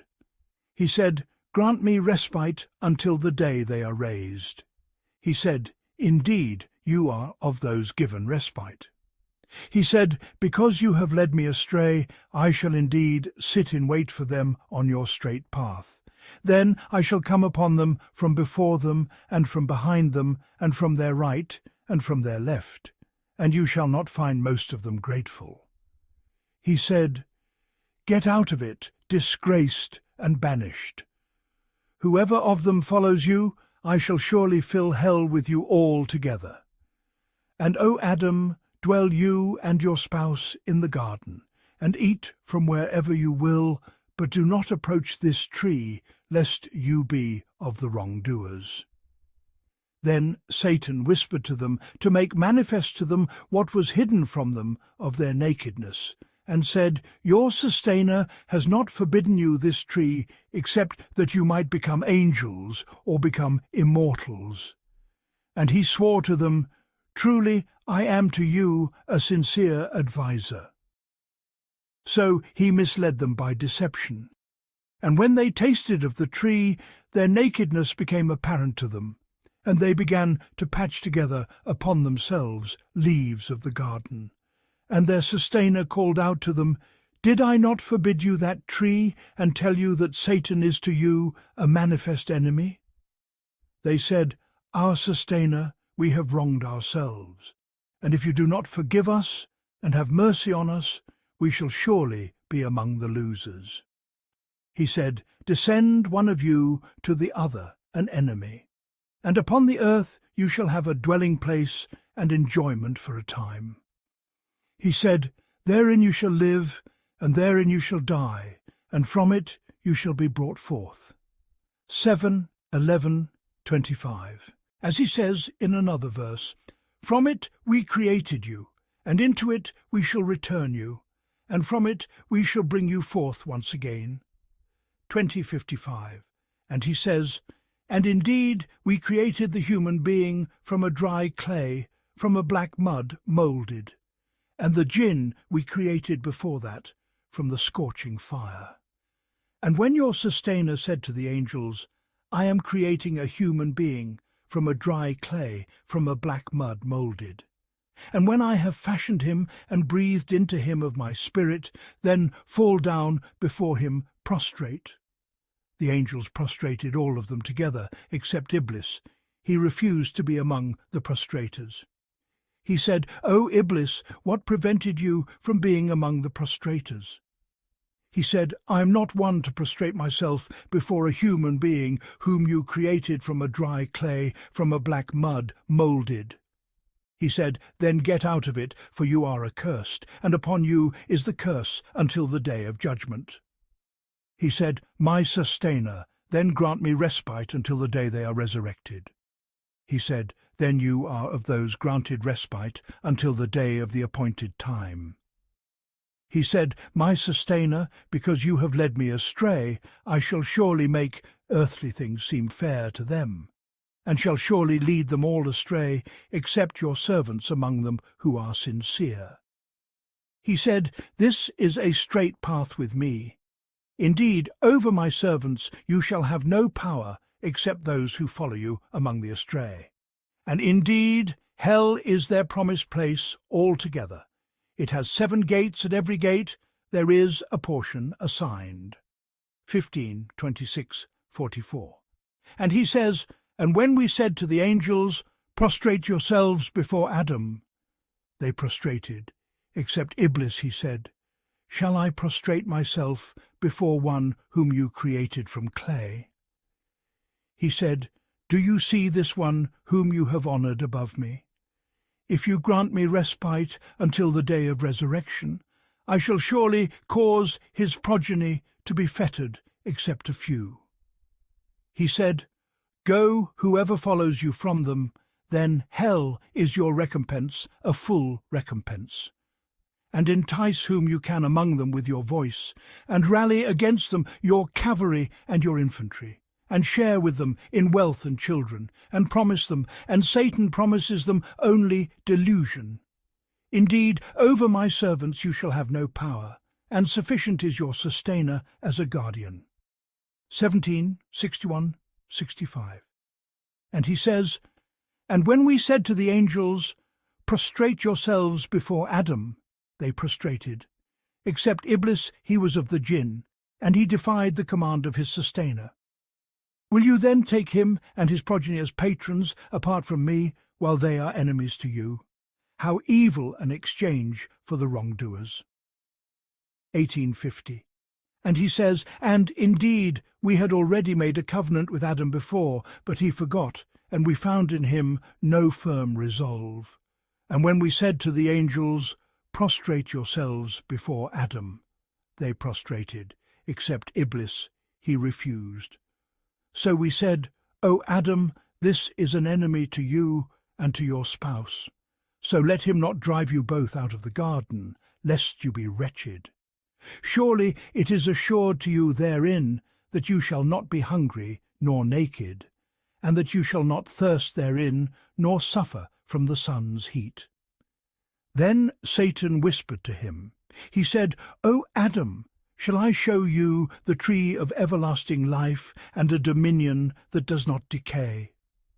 And they both ate of it, whereupon their nakedness became apparent to them, and they began to patch together upon themselves leaves of the garden. And Adam disobeyed his sustainer, and so went astray. Thereafter his sustainer chose him, and turned toward him, and guided him. He said, 'Descend both of you, together each of you an enemy to the other. Then, if guidance from me comes to you, whoever follows my guidance shall not go astray nor suffer. But whoever turns away from my remembrance, his shall be a life of constriction, and we shall raise him on the day of resurrection blind. He will say, My sustainer, why have you raised me blind when I used to see? He will say, Thus it is, our signs came to you, but you forgot them, and thus this day you are forgotten. 21, 115, 124. And he says, Say, this is a tremendous tidings from which you are turning away. I had no knowledge of the assembly on high when they were disputing. It is revealed to me only that I am a clear warner. When your sustainer said to the angels, I am creating a human being from clay, and when I have fashioned him and breathed into him of my spirit, then fall down before him prostrate. The angels prostrated all of them together, except Iblis. He was proud and became one of the dinners. He said, O Iblis, what prevented you from prostrating to what I created with my 2 hands? Were you proud, or were you among the exalted? He said, I am better than he. You created me from fire, and you created him from clay. He said, Then get out of it, for you are accursed, and upon you is my curse until the day of judgment. He said, My sustainer, then grant me respite until the day they are resurrected. He said, Then you are of those granted respite until the day of the appointed time. He said, By your might I shall surely lead them all astray, except your servants among them who are sincere. He said, The truth and the truth I say, I shall surely fill hell with you and with all those who follow you together. Say, I ask of you no reward for it, and I am not one of the pretenders. It is but a reminder for the worlds, and you shall surely know its tidings after a time. 38:67-88. Here, then, is an account of this story as gathered from various passages of the Qur'an. We have spoken about all of it in the commentary. Let us set forth here the purport of what these noble verses convey, together with the reports related to them that have come from the Messenger of God. May God's blessings and peace be upon him, and God is the one whose help is sought. The Exalted has informed us that he addressed the angels, saying to them, Indeed, I am placing on earth a vicegerent. 2:30 in Default. He made known what he intended to bring into being of Adam and his progeny, those who would succeed one another, just as he said, And he it is who has made you successors on the earth. 6:165. He apprised them of this, so as to exalt the creation of Adam and his offspring, as one announces a momentous matter before it comes to pass. The angels then spoke, asking in a spirit of exploration, and seeking to understand the wisdom of it, not in the manner of objection, or of belittling the children of Adam, nor out of envy for them, as some ignorant commentators have imagined. Will you place therein one who will spread corruption therein, and shed blood? 2:30. It has been said that they knew this would occur because of what they had seen of those who were before Adam, the jinn, and the bin, as Qatada said. Ibn Umar said, The jinn were on earth 2,000 years before Adam. They shed blood. So God sent against them a host of angels who drove them to the islands of the seas. And a like report is related from Ibn Abbas. Al-Hasan said, They were inspired to say what they said. And it was said, because they had looked into the preserved tablet. And it was further said that Harut and Marut were shown it by an angel above them named Al-Shajal. This was transmitted by Ibn Abi Hatim from Abu Jafar al-Bakir. And it was said as well, They knew that out of the earth none would be created save a being who, for the most part, would act in this manner while we extol your praise and hallow you. 2:30, meaning we worship you unceasingly, and none of us disobeys you. So, if the purpose of creating these is that they worship you, here we are. We do not slacken, neither by night nor by day. He said, I know what you do not know. 2:30. That is, I know of the overriding wisdom in creating them what you do not know, for there will arise among them the prophets and the messengers, the most truthful and the martyrs. Then he made clear to them Adam's preeminence over them in knowledge, saying, And he taught Adam the names, all of them. 2:31. Ibn Abbas said, These are the very names by which people know each other: human, beast, earth, plain, sea, mountain, camel, donkey, and the like, among nations and beyond. And in one narration, he taught him the name of the dish and the cooking pot even the fart and the little fart. And Mujahid said, he taught him the names of every animal and every bird, and of everything. And so said Sa'id ibn Jubair, Qatada, and more than one. Al-Rabi said, he taught him the names of the angels. Abd al-Rahman ibn Zayd said, he taught him the names of his descendants. The sound view is that he taught him the names of entities and their actions, in both their full and diminutive forms, as Ibn Abbas indicated, may God be pleased with them both. Al-Bukhari mentions here what he and Muslim both relate by way of Sa'id and Hisham, from Qatada, from Anas ibn Malik, from the Messenger of God, may God bless him and grant him peace, who said, the believers will gather on the day of resurrection and say, if only we could seek intercession with our Lord. So they will come to Adam and say, you are the father of mankind. God created you with his hand, made his angels bow down before you, and taught you the names of all things. And he mentioned the rest of the hadith. Then he laid them before the angels and said, declare to me the names of these, if what you say is true. 231. Al-Hasan al-Basri said, when God willed to create Adam, the angels said, our Lord creates no being, but that we are more knowing than he. So they were tested with this. And that is his saying, if you are truthful. 231.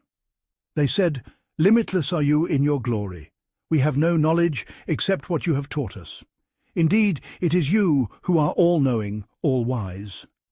232, meaning, far exalted are you above that anyone encompass anything of your knowledge without your teaching, just as he said, and they cannot encompass anything of his knowledge save what he wills. 255. He said, O Adam, tell them their names. And when he told them their names, he said, did I not say to you, I know the hidden reality of the heavens and the earth, and I know all that you manifest and all that you conceal? 233. That is, I know what is secret, just as I know what is open. And it was said, his words, I know all that you manifest, refer to their saying, will you set in it one who will spread corruption in it? 230. And his words, and all that you conceal, refer to Iblis, when he hid arrogance within himself and deemed himself superior to Adam, peace be upon him. So said Sa'id ibn Jubair, Mujahid, al-Suddi, al-Dahak, and al-Thawri, and Ibn Jarir chose this. Abu al-Aliya, al-Rabi, al-Hasan, and Qatada said that what you conceal refers to their saying, our Lord will not create a being, but that we are more knowing than it and nobler in his sight. And when we said to the angels, bow yourselves before Adam, they all bowed, but not so Iblis. He refused and gloried in his arrogance. 234. This was a mighty honour shown by God Most High to Adam when he created him with his own hand and breathed into him of his spirit, as he said, and when I have formed him and breathed into him of my spirit, fall down before him in prostration. Verbates and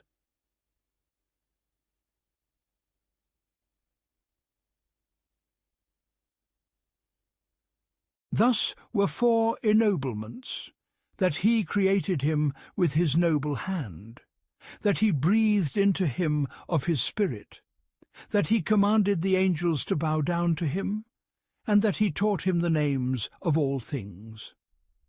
For this reason Moses, the speaker with God, said to him when they met in the highest assembly and conversed, as will come, You are Adam, father of mankind, he whom God created with his hand, breathed into him of his spirit, made his angels bow down before him, and taught him the names of all things. And so will the people of the gathering say on the day of resurrection, as has preceded and will come, God Most High willing. And in another verse he said, Indeed, we created you, then formed you. Then we said to the angels, bow down before Adam. And they bowed, except Iblis. He was not among those who bowed. He said, what prevented you from bowing when I commanded you? He said, I am better than he. You created me of fire, while you created him of clay. 7, 11, 12. Al-Hasan al-Basri said, Iblis argued by analogy, and he was the first to argue by analogy. Muhammad ibn Sirin said, the first to argue by analogy was Iblis, and the sun and moon were worshipped only on account of false analogies. Ibn Jarir narrated both. The meaning is that he considered himself by way of analogy against Adam, and deemed himself nobler, and so withheld from bowing to him, despite the command having come to him and to all the angels to bow. And analogy, when it opposes a clear text, is invalid in itself, and what is more, it is invalid in its very substance. For clay is better and more beneficial than fire. Clay holds firmness, forbearance, patience, growth, while fire holds rashness, volatility, haste, and burning. Then, too, God honoured Adam by creating him with his hand and breathing into him of his spirit. Therefore he commanded the angels to bow to him, as he said, when your sustainer said to the angels, I am creating a mortal from sounding clay, from dark transmuted mud, and when I have formed him and breathed into him of my spirit, fall down before him in prostration. So all the angels bowed themselves together, save Iblis. He refused to be with those who bowed. He said, O Iblis, what is with you that you are not among those who bow? He said, I am not one to bow to a mortal whom you created of sounding clay from dark transmuted mud. He said, then go forth from it, for you are accursed, and upon you shall rest the curse till the day of judgment. 15:28-35. Thus did he merit this from God Most High, because his denigration of Adam, his disdain for him, and his pride over him entailed opposing the divine command, and contending with the truth, when God had explicitly favoured Adam by name. Then he set about offering an excuse that availed him not at all indeed. His excuse was worse than his sin, as God Most High says in the Surah Glory, Al-Isra. And when we said to the angels, bow yourselves before Adam, they bowed, all but Iblis. He said, shall I bow before one whom you have created out of clay? He said, have you seen this one whom you have exalted above me?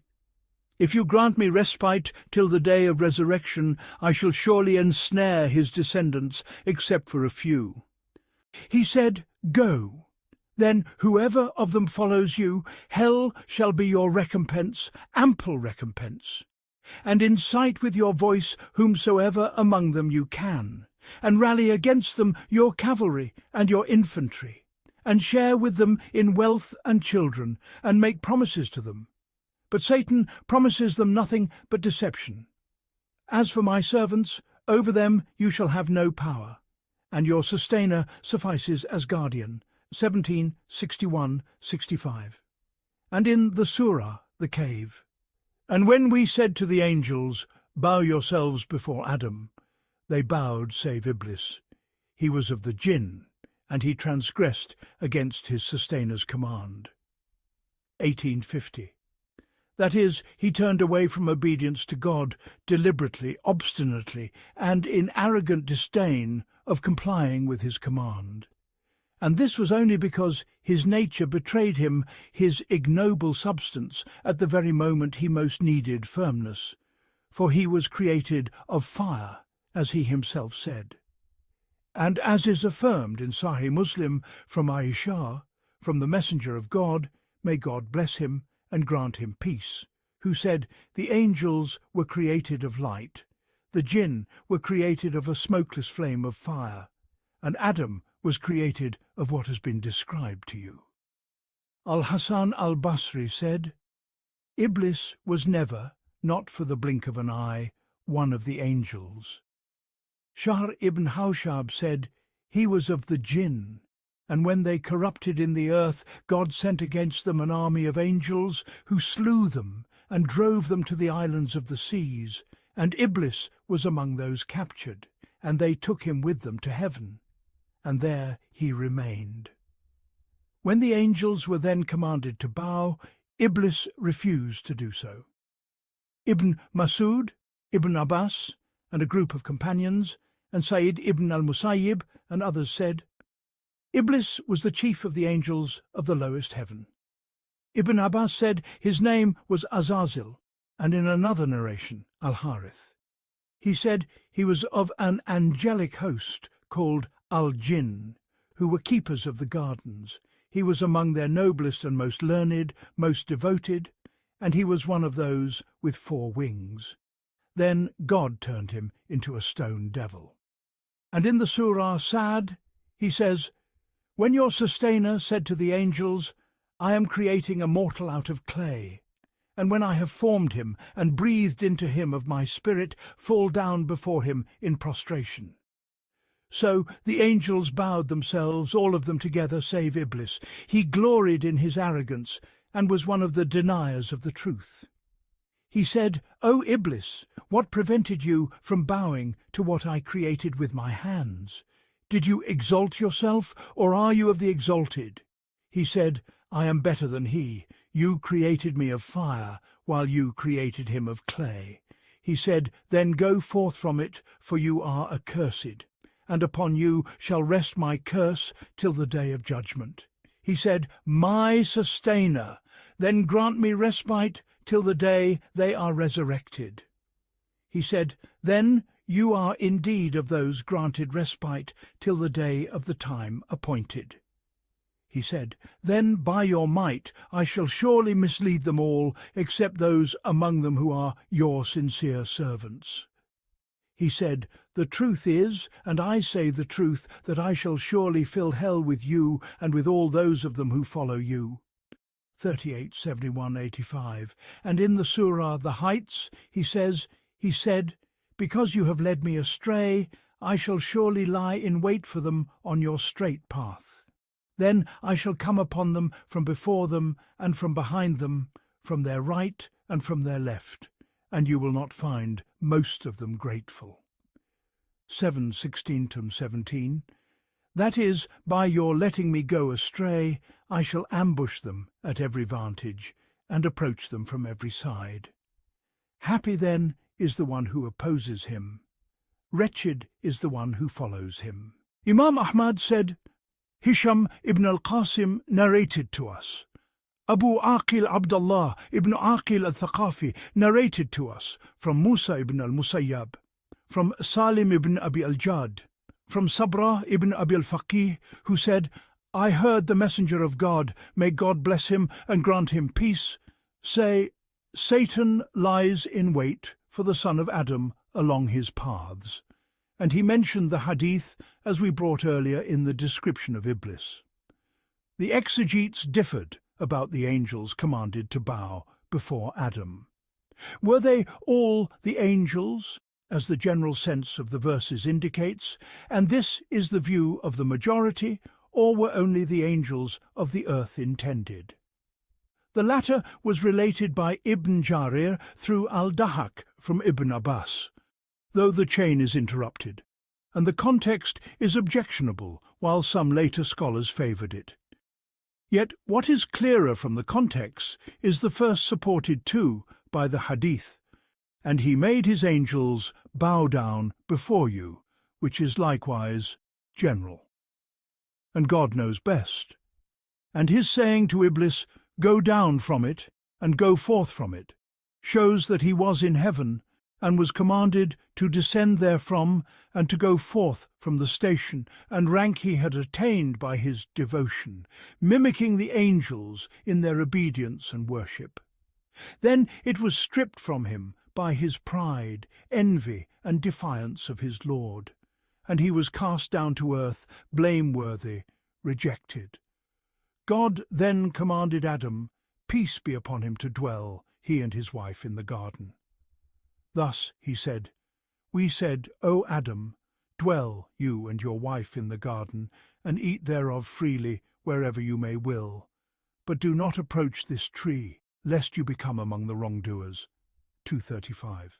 And he said in the heights, Go forth from it, blameworthy, rejected. Whoever among them follows you, I shall surely fill hell with you all together. And, O Adam, dwell you and your wife in the garden, and eat thereof freely, wherever you both may will, but do not approach this tree, lest you become among the wrongdoers. 7:18-19. And the Most High said, And when we said to the angels, Bow down before Adam, they bowed, all but Iblis. He refused. Then we said, O Adam, this is an enemy to you and to your wife, so let him not drive you both out of the garden, lest you come to misery. Surely you shall not go hungry therein, nor be naked, and you shall not thirst therein, nor suffer the heat of the sun. 116-119. The flow of these verses suggests that Eve's creation preceded Adam's entrance into the garden, for he said, O Adam, dwell you and your wife in the garden. 2:35. This was explicitly stated by Ishaq ibn Bishar, and it is the apparent sense of these verses. Yet al-Suddi related from Abu Saleh and Abu Malik, from Ibn Abbas, and from Murrah, from Ibn Masud, and from others among the companions. Iblis was driven out of the garden, and Adam was settled in it. He walked therein solitary, having no mate to find repose with. So he slept a sleep, and awoke to find a woman seated near his head. God had created her from his rib. He asked her, Who are you? She said, A woman. He said, For what were you created? She said, So that you might find repose in me. Then the angels, testing how far his knowledge extended, said to him, What is her name, O Adam? He said, Hawa, Eve. They said, Why Hawa? He said, Because she was created from something living. Muhammad ibn Ishaq related from Ibn Abbas that she was created from his shortest left rib, while he slept, and her place was closed with flesh. And the confirmation lies in the Most High's word, O mankind, be conscious of your sustainer, who created you out of a single soul, and out of it created its mate, and out of the two spread abroad many men and women. 4:1. And in his saying, It is he who created you from a single soul, and made from it its mate, so that he might find repose in her. 7:189. And in the two Sahihs from the hadith of Za'idah, from Maysara al-Ashja'i, from Abu Hazim, from Abu Hurairah, from the Prophet, may God bless him and grant him peace, who said, Be gracious to women. A woman was created from a rib, and the most crooked part of the rib is its top. If you try to straighten it, you will break it, and if you leave it, it remains crooked, so be gracious to women. This is al-Bukhari's wording. The exegetes differed about his saying, And do not approach this tree, 2:35. It was said it was the vine related from Ibn Abbas, Sa'id ibn Jubair, Al-Shabi, Jada ibn Hubayra, Muhammad ibn Qais, and Al-Suddi. And in another narration from Ibn Abbas, Ibn Masud and others among the companions said, And the Jews allege it was wheat, which is also related from Ibn Abbas, Al-Hasan al-Basri, Wahb ibn Munabbih, Atiyah al-Awfi, Abu Malik, Muharib ibn Dithar, and Abd al-Rahman ibn Abi Layla. Wahb said, One grain of it is softer than cream and sweeter than honey. Al-Thawri related from Abu Hussein, from Abu Malik, it was the date palm. Ibn Jurayj from Mujahid said it was the fig tree, and so said Qatada and Ibn Jurayj. Abu al-Aliya said it was a tree such that whoever ate of it would excrete, and no excretion is fitting in the garden. This disagreement is close. God has left the tree unnamed and undescribed, and had there been a benefit for us in naming it, he would have named it just as he has in other contexts which are unspecified in the Qur'an. What is more deserving of resolution is the question of whether the garden into which Adam entered was in the heavens or on earth. The majority hold that it was the garden of refuge in heaven by the outward sense of the verses and the hadith, such as his saying, "O Adam, dwell you and your wife in the garden." 35 Edstatudundin. The definite article points not to generality, nor to a previously mentioned referent in wording, but to a well-known referent in mind, that which is established in the law, the garden of refuge. And as Moses, peace be upon him, said to Adam, peace be upon him, for what did you cause us and yourself to be brought out of the garden, as will come, God willing? And Muslim relates in his Sahih from Abu Malik al-Ashja'i, Sa'd ibn Tariq, from Abu Hazim, Salama ibn Dinar, from Abu Huraira, and Abu Malik from Ribi, from Hudayfa, that the Messenger of God, may God bless him and grant him peace, said, God will gather the people. Then, when the garden is brought near for them, the believer will rise and come to Adam and say, Our Father, open for us the garden. He says, But what drove you out of the garden other than the sin of your father? And he mentioned the hadith at length. This strongly indicates that it was the garden of refuge, though the matter admits reflection. Others said, the garden where Adam dwelt was not the garden of eternal abode, since he was charged therein not to eat of a particular tree, since he slept therein, since he was expelled from it, and since Iblis entered upon him therein, all of which contradict the nature of the garden of refuge. This is related from Ubay ibn Kab, Abdullah ibn Abbas, Wahab ibn Munabbih, and Sufyan ibn Uyayna. And Ibn Qutaybah chose it in Al-Ma'arif, and Qadi Mundir ibn Sa'id al-Baluti in his tafsir, to which he devoted a separate treatise. And it was reported from Abu Hanifa and his companions, God have mercy on them. Yet the majority remain upon the first view. So Satan caused them both to slip from it, 236, that is, from the garden, and brought them out of what they had been in. 236, that is, from delight, freshness and joy into the abode of toil, hardship and trouble. This, by his whispering to them, and making it seem fair in their hearts, as the Most High said. Then Satan whispered to them, to expose to them what had been hidden from them of their nakedness. And he said, Your sustainer has only forbidden you this tree, lest you become angels, or lest you become immortal. 7:20. That is, he has not forbidden you to eat of this tree, except that you might not become angels, or that you might not become immortal, whereas, were you to eat of it, you would become such. And he swore to them both, Indeed, I am to you a sincere adviser. 7:21. As he says in another verse. Then Satan whispered to him, O Adam, shall I show you the tree of everlasting life, and a kingdom that does not decay? 20:120. That is, shall I show you the tree such that, if you eat of it, you will have abiding in what you now enjoy of bliss, and a sovereignty that does not perish or pass away? And this was nothing but beguilement and deception, a report contrary to reality. Thus he led them on by deception, and when they tasted of the tree, their nakedness became apparent to them, and they began to cover themselves with leaves from the garden. 7:22. As he said in Taha. Then they both ate of it, and their nakedness became apparent to them, and they began to cover themselves with leaves from the garden. 20:121.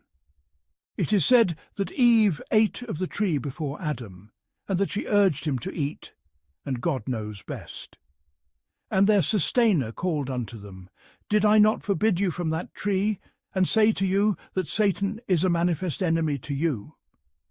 They said, Our sustainer, we have wronged ourselves, and if you do not forgive us and have mercy on us, we shall surely be among the lost.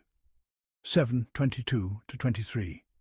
An admission, a return to turning back to him, humility and submission, poverty before him in that very moment.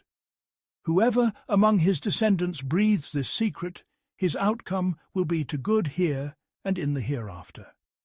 He said, "Go down, all of you enemies to one another, and on earth you shall have your abode and provision for a time." 7:24. This is addressed to Adam, Eve, and Iblis, some said, and the serpent with them commanded to go down from the garden while being mutually hostile and at war. And in Taha he said, "Go you both down, all of you enemies to one another." 20:123. An address to Adam and Iblis. And Eve follows Adam, and the serpent follows Iblis. As for the repetition of the descent in Al-Baqarah, we said, "Go down from it, all of you. And when guidance comes to you from me, whoever follows my guidance, no fear shall be upon them, nor shall they grieve. But those who deny and belie our signs, those are the companions of the fire. Therein they shall abide." 2:38-39. The sound of you is that the wording is repeated, though the descent is one. And with each mention he attaches a distinct ruling. With the first, their mutual enmity. With the second, the condition that whoever follows his guidance, that will come to them thereafter, is felicitous, and whoever opposes it is wretched. Adam was brought down according to reports here or there, and Eve elsewhere, and Iblis elsewhere. God knows best about the details. And in Sahih Muslim, from Al-Zuhri, from Al-Araj, from Abu Huraira, the Messenger of God, may God bless him and grant him peace, said, "The best day on which the sun has risen is Friday. On it Adam was created, on it he was admitted into the garden, and on it he was cast out from it, and on it the hour will come." As for the hadith, Adam and Eve descended naked, clothed with the leaves of the garden. It has strange wording. Its elevation to the Prophet is very objectionable. It may be of the words of some of the early scholars. Then Adam received words from his sustainer, and he turned toward him, for truly he is the acceptor of repentance, the dispenser of grace. 2:37. It has been said, the words were, "Our sustainer, we have wronged ourselves, and if you do not forgive us and have mercy on us, we shall surely be among the lost." 7:23. Others narrated different supplications by which God turned to him. And this verse is like his saying, "And Adam disobeyed his sustainer, and so he erred. Then his sustainer chose him and turned toward him and guided him." 20:121, 122. The argument between Adam and Moses, peace be upon them, both. Al-Bukhari narrated from Qutaybah, from Ayyub ibn al-Najjar, from Yahya ibn Abi Kathir, from Abu Salama, from Abu Huraira, from the Prophet, may God bless him and grant him peace, who said, "Moses argued with Adam. He said to him, 'You are the one who brought mankind out of the garden by your sin and made them miserable.' Adam said, 'O Moses, you are the one whom God chose for his messages and his speech. Will you blame me for a matter that God had written for me before he created me?' The messenger of God said, 'Thus Adam bested Moses in argument.' And similar versions come through many sound paths with varying wordings. Some denied this hadith because of what it contains of the affirmation of prior decree. Some of the predestinarians seized upon it in support of their view. Others said he only bested him because Moses blamed him for a sin of which he had repented, and the one who repents is like one without sin. The correct understanding is that Moses blamed Adam for bringing him and mankind out of the garden. Adam replied that the expulsion itself, insofar as it was attached by God's decree to his eating, was God's act and decree, not Adam's choice. As for Adam's disobedience, he confessed it and sought forgiveness for it. Thus he bested Moses. Whoever denies this hadith is obstinate, for it is mass transmitted from Abu Huraira. May God be pleased with him, and besides him from some other companions as well. And whoever twists it away from its apparent sense strays far from both wording and meaning. And God knows best. The reports concerning the creation of Adam Imam Ahmad said, Yahya and Muhammad ibn Jafar narrated to us. Narrated to us. Qasama ibn Zuhair narrated to me. From Abu Musa, from the Prophet, may God bless him and grant him peace, who said, God created Adam from a handful. He took from all the earth. So the children of Adam came according to the measure of the earth, some white, red, black, and between that, some gentle and rugged, and between that, some wicked, and some good, and between that. And thus did Abu Dawud and Al-Tirmidhi narrate it. Al-Tirmidhi said, good and sound. Al-Sudi related from Abu Malik and Abu Salih, from Ibn Abbas, and from Murrah, from Ibn Masud, and from others among the companions of God's messenger, may God bless him and grant him peace, that God sent Gabriel to the earth to fetch clay. The earth sought refuge in God from him, lest he diminish it or mar it, so he returned without taking, and said, My Lord, it sought refuge in you, and I gave it refuge. Then he sent Michael. It sought refuge in him, and he returned as Gabriel had. Then he sent the angel of death. The earth sought refuge in him.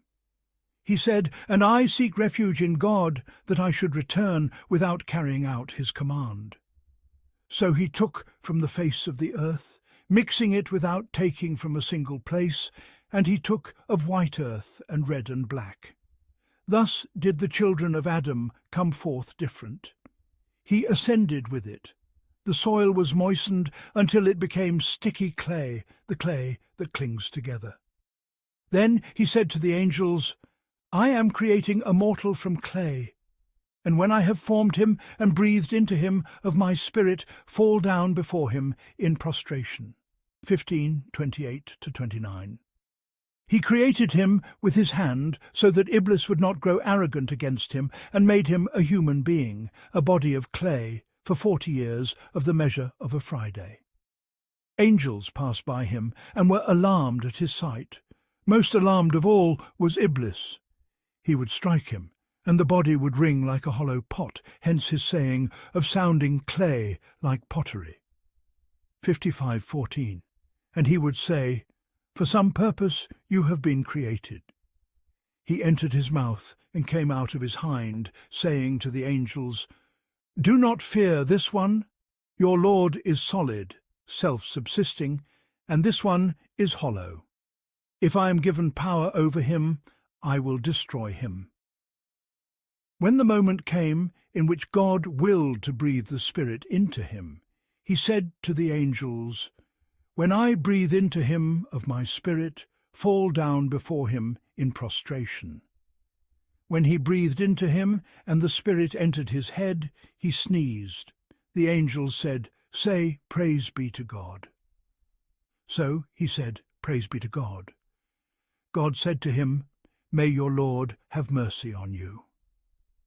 When the Spirit entered his eyes, he looked upon the fruits of the garden.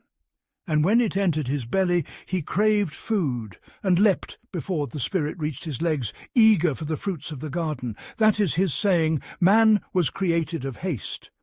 21:37. So the angels bowed themselves, all of them together, save Iblis. He refused to be with those who bowed. 15:30-31. And he mentioned the rest of the story. And for parts of this account there is supporting witness in hadith, though much of it is received from Israeli reports. Imam Ahmad said, Abdus Samad narrated to us, Hamad narrated to us from Thabit, from Anas, that the Prophet, may God bless him and grant him peace, said, When God created Adam, he left him as long as he willed, and Iblis went around him. When he saw that he was hollow, he knew he was a creature who would not control himself. Ibn Hibban relates in his Sahih, "When it was breathed into Adam and the spirit reached his head, he sneezed and said, 'Praise be to God, Lord of the worlds.' So the Blessed and Exalted said to him, 'May God have mercy on you.'"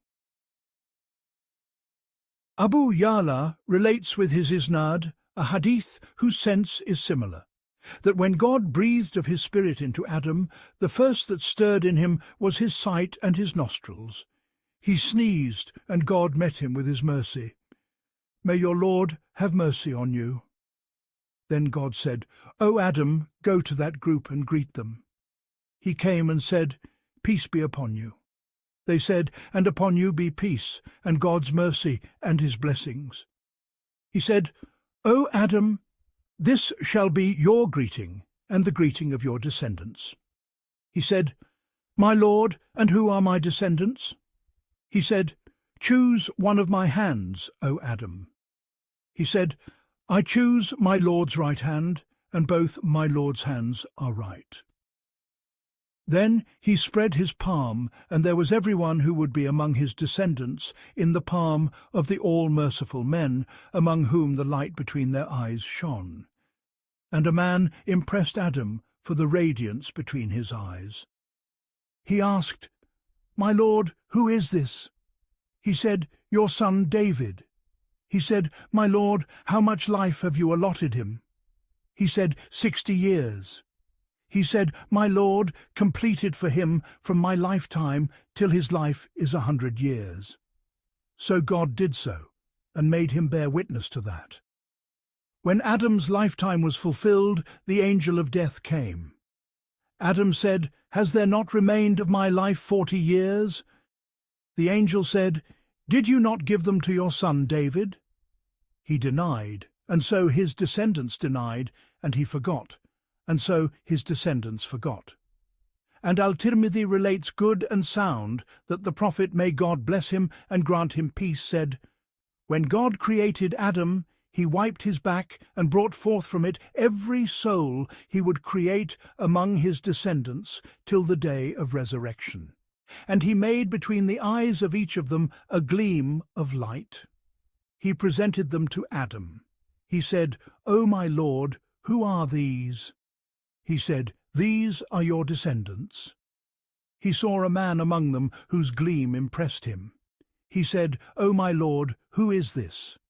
He said, 'This is a man from the last of the nations among your descendants. He is called David.' He said, 'My Lord, how much life have you given him?' He said, 60 years.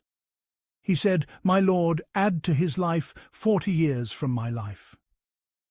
When Adam's term ran out, he said, 'Is there not left of my life 40 years? He said, 'Did you not give them to your son David?' He denied, and so his descendants denied. And Adam forgot, and so his descendants forgot. And Adam erred, and so his descendants err." Ibn Abi Hatim narrated from the hadith of Abd al-Rahman ibn Zayd ibn Aslam, from his father, from Atta ibn Yasir, from Abu Huraira, raised to the Prophet, that he mentioned it, and in it, "Then he presented them to Adam, and said, 'O Adam, these are your descendants.' And behold, among them were the leprous, the mangy, the blind, and all kinds of infirmities. So Adam said, 'My Lord, why have you done this to my offspring?' He said, 'So that you may be grateful for my blessing.' Then he mentioned the story of David, and this will also come from the narration of Ibn Abbas.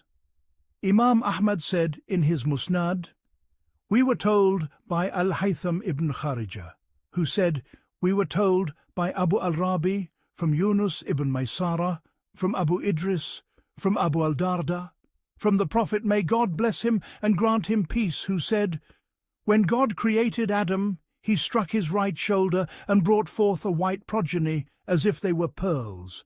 Then he struck his left shoulder and brought forth a black progeny as if they were coals. Then he said to those on his right, to paradise, and I do not mind. And he said to those on his left, to the fire, and I do not mind."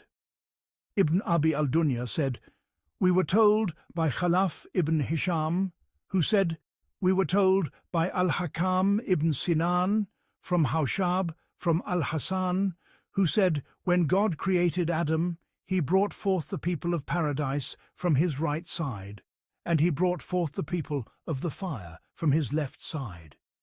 Then they were cast upon the face of the earth, among them the blind, the deaf, and the afflicted. So Adam said, my Lord, would you not make my children even? He said, O Adam, I wanted to be thanked. And Abd al-Razak narrated similarly from Mamar, from Qatada, from Al-Hasan.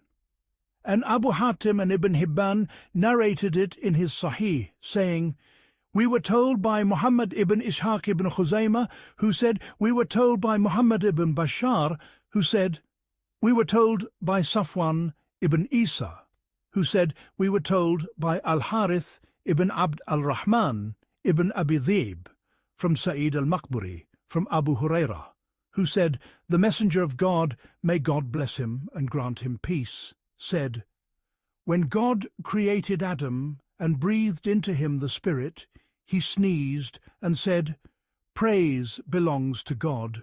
So he praised God by God's leave. Then his Lord said to him, your Lord has mercy on you, O Adam. Go to those angels to a council of them sitting and greet them. So he said, peace be upon you. They said, peace be upon you and God's mercy. Then he returned to his Lord, and he said, this shall be your greeting, and the greeting of your children among themselves. And God, his two hands held, said, choose whichever of them you wish. He said, I choose my Lord's right hand, while both my Lord's hands are right and blessed. Then he spread them out, and behold, in them were Adam and his progeny. He said, my Lord, who are these? He said, these are your descendants, and each person among them had his lifespan written between his eyes. And among them there was a man radiant indeed, the most radiant of them, yet written for him were only 40 years. He said, my Lord, who is this? He said, this is your son David. God has written for him 40 years. He said, my Lord, increase his years. He said, that is what has been written for him. He said, then I have given him 60 years of my own lifespan. He said, that is between you and him. Dwell in paradise.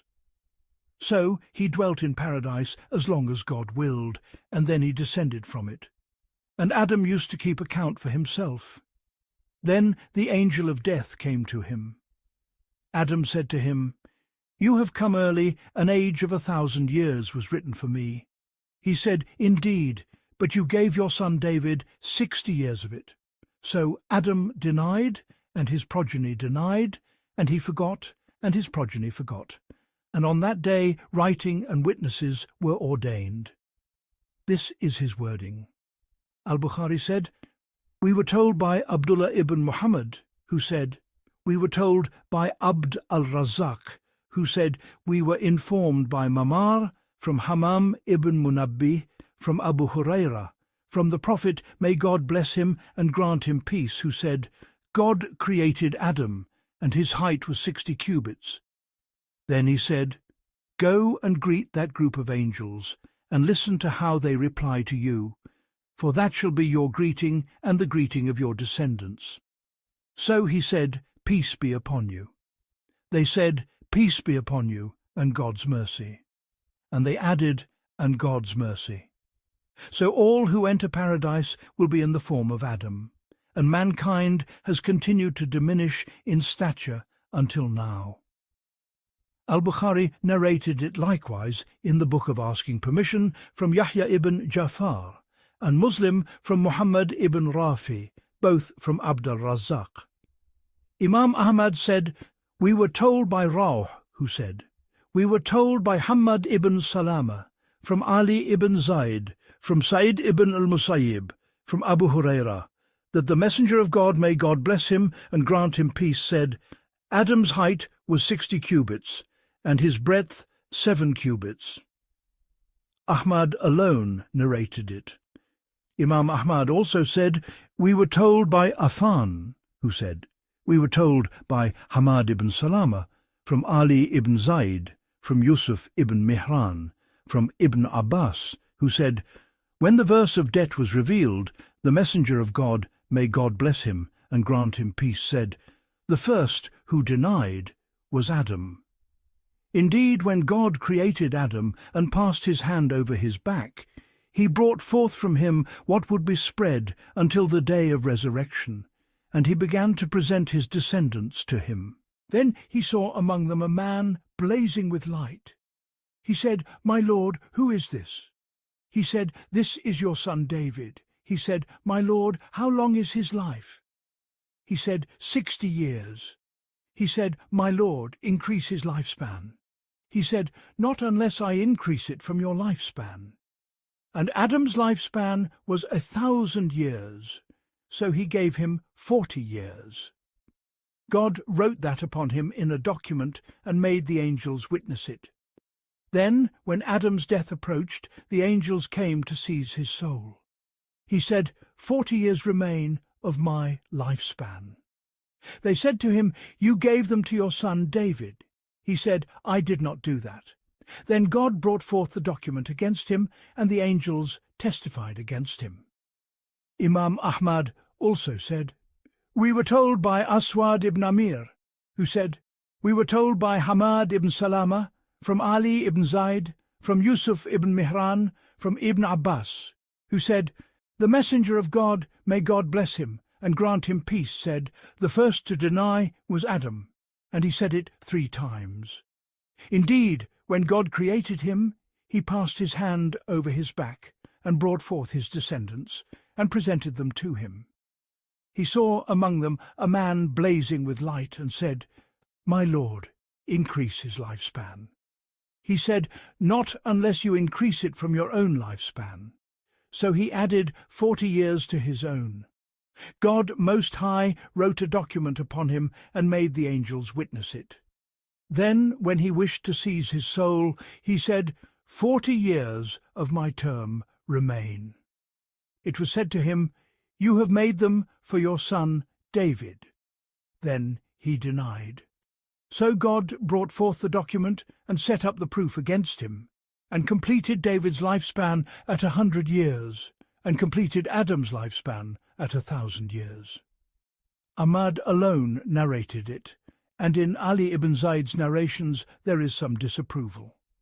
Al-Tabarani narrated it from Ali ibn Abd al-Aziz, from Hajjaj ibn Minhal, from Hamad ibn Salama, from Ali ibn Zayd, from Yusuf ibn Mihran, from Ibn Abbas, and more than one from Al-Hasan, saying, When the verse of debt was revealed, the messenger of God, may God bless him and grant him peace, said 3 times.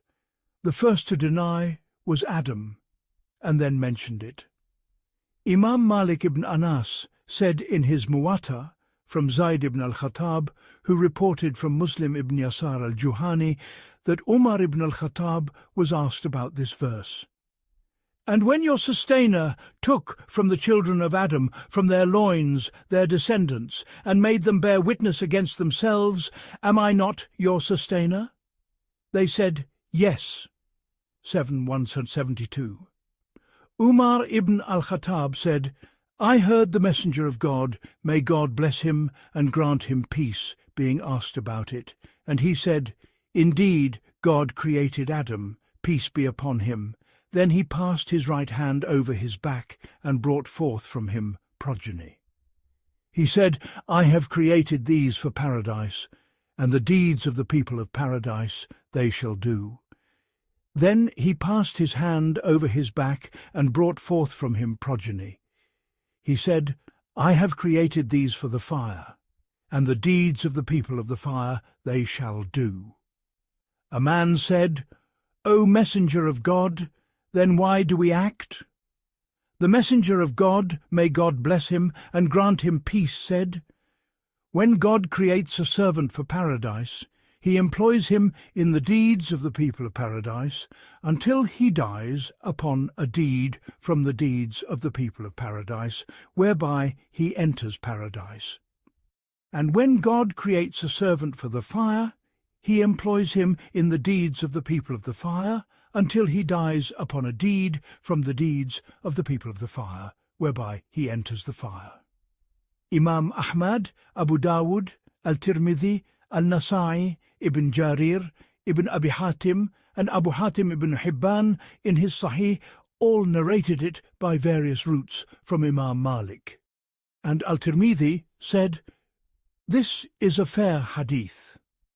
Muslim ibn Yasar did not hear from Umar, as said by Abu Hatim and Abu Zura, and Abu Hatim added, "Between them is Nuaym ibn Rabi'a."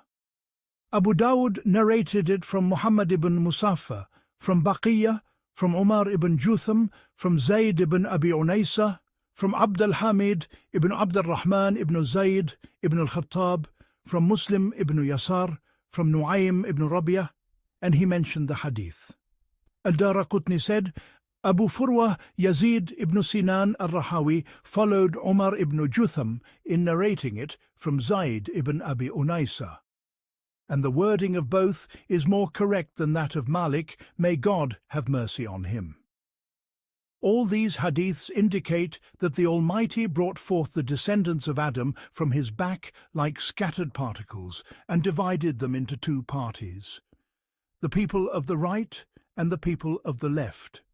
And he said, "These are for paradise, and I do not mind, and those are for the fire, and I do not mind. As for making them testify against themselves and making them speak their acknowledgement of his oneness, that does not come in rigorously established hadiths, and interpreting the verse in Al-Araf and carrying it on this meaning is questionable, as we have explained there. And we have cited the hadiths and reports exhaustively with their chains and the exact wordings of their texts. Whoever wishes its precise treatment, let him refer there, and God knows best.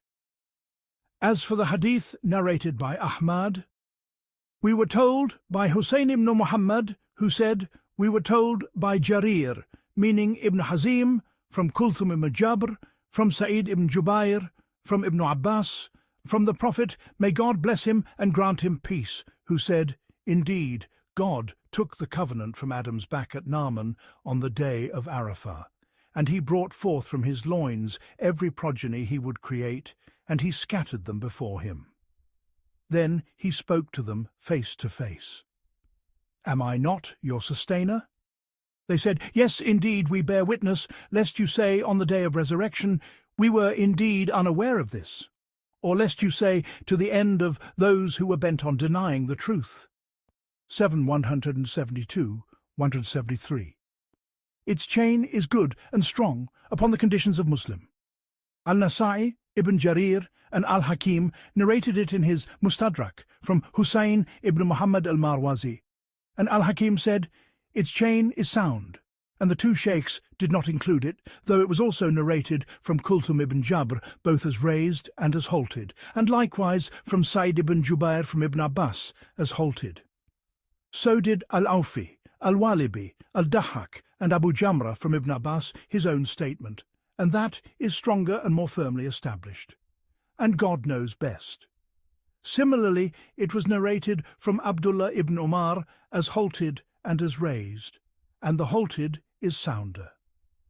Those who hold this view, that the covenant was taken from the progeny, and they are the majority, adduce what Imam Ahmad narrated. We were told by Hajjaj, who said, Shuba told me, from Abu Imran al-Jawni, from Anas ibn Malik, from the Prophet, may God bless him and grant him peace, who said, it will be said to a man from among the people of the fire on the day of resurrection, if you had all that is upon the earth, would you ransom yourself with it? He will say, yes.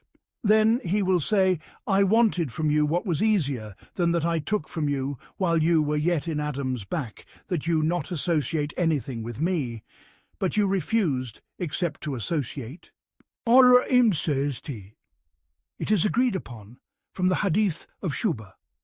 Abu Jafar al-Razi narrated from Al-Rabi ibn Anas, from Abu al-Aliya, from Ubay ibn Kab, regarding his saying, "And when your sustainer took from the children of Adam, from their loins, their descendants."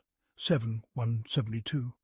And the verse that follows it, he said, "He gathered them to him that day, all who would ever be, until the day of resurrection. He created them, then fashioned them, then made them speak, so they spoke. He took from them the pledge and the covenant, and made them bear witness against themselves. Am I not your sustainer?" They said, "Yes." He said, "I make the 7 heavens and the 7 earths witnesses against you, and I make your father Adam a witness against you, lest you say, on the day of resurrection, 'We had no knowledge of this.' Know that there is no deity but me, and no Lord but me, and do not associate anything with me. I shall send to you messengers to remind you of my pledge and my covenant, and I will send down upon you my book." They said, "We bear witness that you are our sustainer and our God. We have no Lord but you, and no deity besides you." And that day they pledged obedience to him. Then he raised their father Adam, and he looked at them and saw among them the rich and the poor, the handsome in form, and less than that. He said, "My Lord, if only you had made your servants equal." He said, "I have loved to be thanked." And he saw among them the prophets like lamps upon them light, and they were given, besides the general covenant, another covenant of messengership and prophethood. That is what God says. "And remember when we took from the prophets their covenant, and from you, and from Noah, and Abraham, and Moses, and Jesus son of Mary, and we took from them a firm covenant." 33:7. And that is what he says. "So set your face steadfastly toward the true religion, as a Hanif, in accordance with the primordial nature of God, in which he created mankind. There is no altering God's creation." 30:30. And of this he says, "This is a warner from among the warners of old." 53:56. And of this he says, "And we did not find in most of them any faithfulness to their covenant. Indeed, we found most of them to be iniquitous." 7:102. This was narrated by the Imams Abdullah ibn Ahmad, Ibn Abi Hatim, Ibn Jarir, and Ibn Marduya in their tafsirs through Abu Jafar. It was also narrated from Mujahid, Ikrimah, Sa'id ibn Jubair, Al-Hasan al-Basri, Qatada, Al-Suddi, and more than one of the early scholars in wordings agreeing with these hadiths. It has proceeded that when the Almighty commanded the angels to bow down to Adam, they all complied with the divine command, while Iblis refused out of envy and enmity, whereupon God expelled and banished him, drove him from the divine presence, and cast him down to earth, driven away, accursed as Satan to be stoned. Imam Ahmad said, "We were told by Waki and Yala and Muhammad sons of Ubaid all said, we were told by Al-Amash, from Abu Saleh, from Abu Hurairah, who said, the Messenger of God, may God bless him and grant him peace, said, when the son of Adam recites the verse of prostration and prostrates, Satan withdraws weeping and says, woe unto me. The son of Adam was commanded to prostrate, and he prostrated, and his is paradise. And I was commanded to prostrate, and I disobeyed, and mine is the fire." Muslim narrated it from Waki and Abu Muawiyah from Al-Amash. When Adam was made to dwell in the garden, whichever garden it was, whether in heaven or on earth, as previously disputed, he and his wife Hawa dwelt therein, eating therefrom plentifully wherever they wished. But when they ate of the tree which they had been forbidden, they were stripped of what clothing they had, and were made to descend to earth. We have mentioned the difference of opinion as to where they were made to descend. They also differed about how long Adam remained in the garden. It is said a part of a day from the days of the world. We have already cited what Muslim narrated from Abu Hurairah, raised, that Adam was created in the last hour of Friday. And previously his hadith. On Friday, Adam was created, and on it he was made to exit from it. If we say the 6 days of creation are like these days, then he remained there part of this day. This, however, needs consideration. And if his expulsion was on a day other than the day he was created, or we say those days were each 1,000 years, as proceeded from Ibn Abbas, Mujahid and Al-Dahak, and as Ibn Jarir chose, then he remained there for a lengthy span. Ibn Jarir said, "It is known that he was created in the last hour of Friday, and that hour, if these days were like ours, would be 83 years and 4 months. He remained fashioned as clay before the Spirit was breathed into him for 40 years, and he remained in the garden before descending for 43 years and 4 months. And God Most High knows best."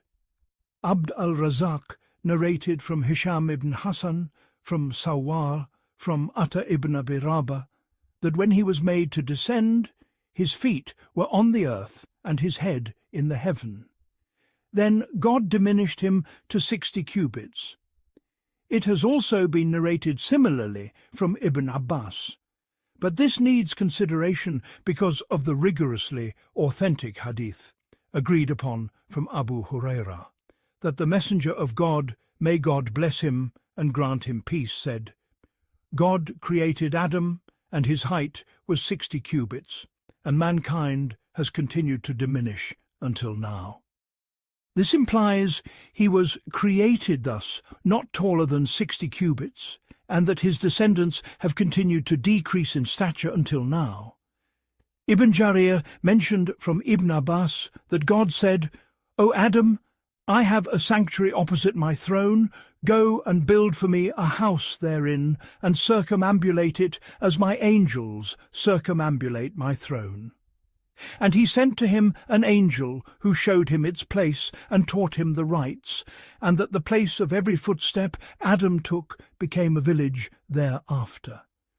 And from him the first food Adam ate on earth was that Gabriel brought him 7 grains of wheat. He said, "What is this?" He said, "This is from the very tree you were forbidden, yet ate of." He said, "And what shall I do with it?" He said, "Sow it in the earth." So he sowed it, and each grain was heavier than 100,000. It sprouted, then he harvested it, threshed it, winnowed it, ground it, kneaded it, and baked it. And he ate of it after great exertion, toil, and hardship. That is God saying, "Do not let him drive you out of the garden, lest you come to toil." 21:17. And their first clothing was from sheep's wool. They sheared it, then spun it. Adam wove for himself a cloak, and for Hawa a tunic and veil. They differed. Were any children born to them in the garden? It is said, none were born to them except on earth. And it is said, some were born there, Kabil and his sister were born in it. God knows best.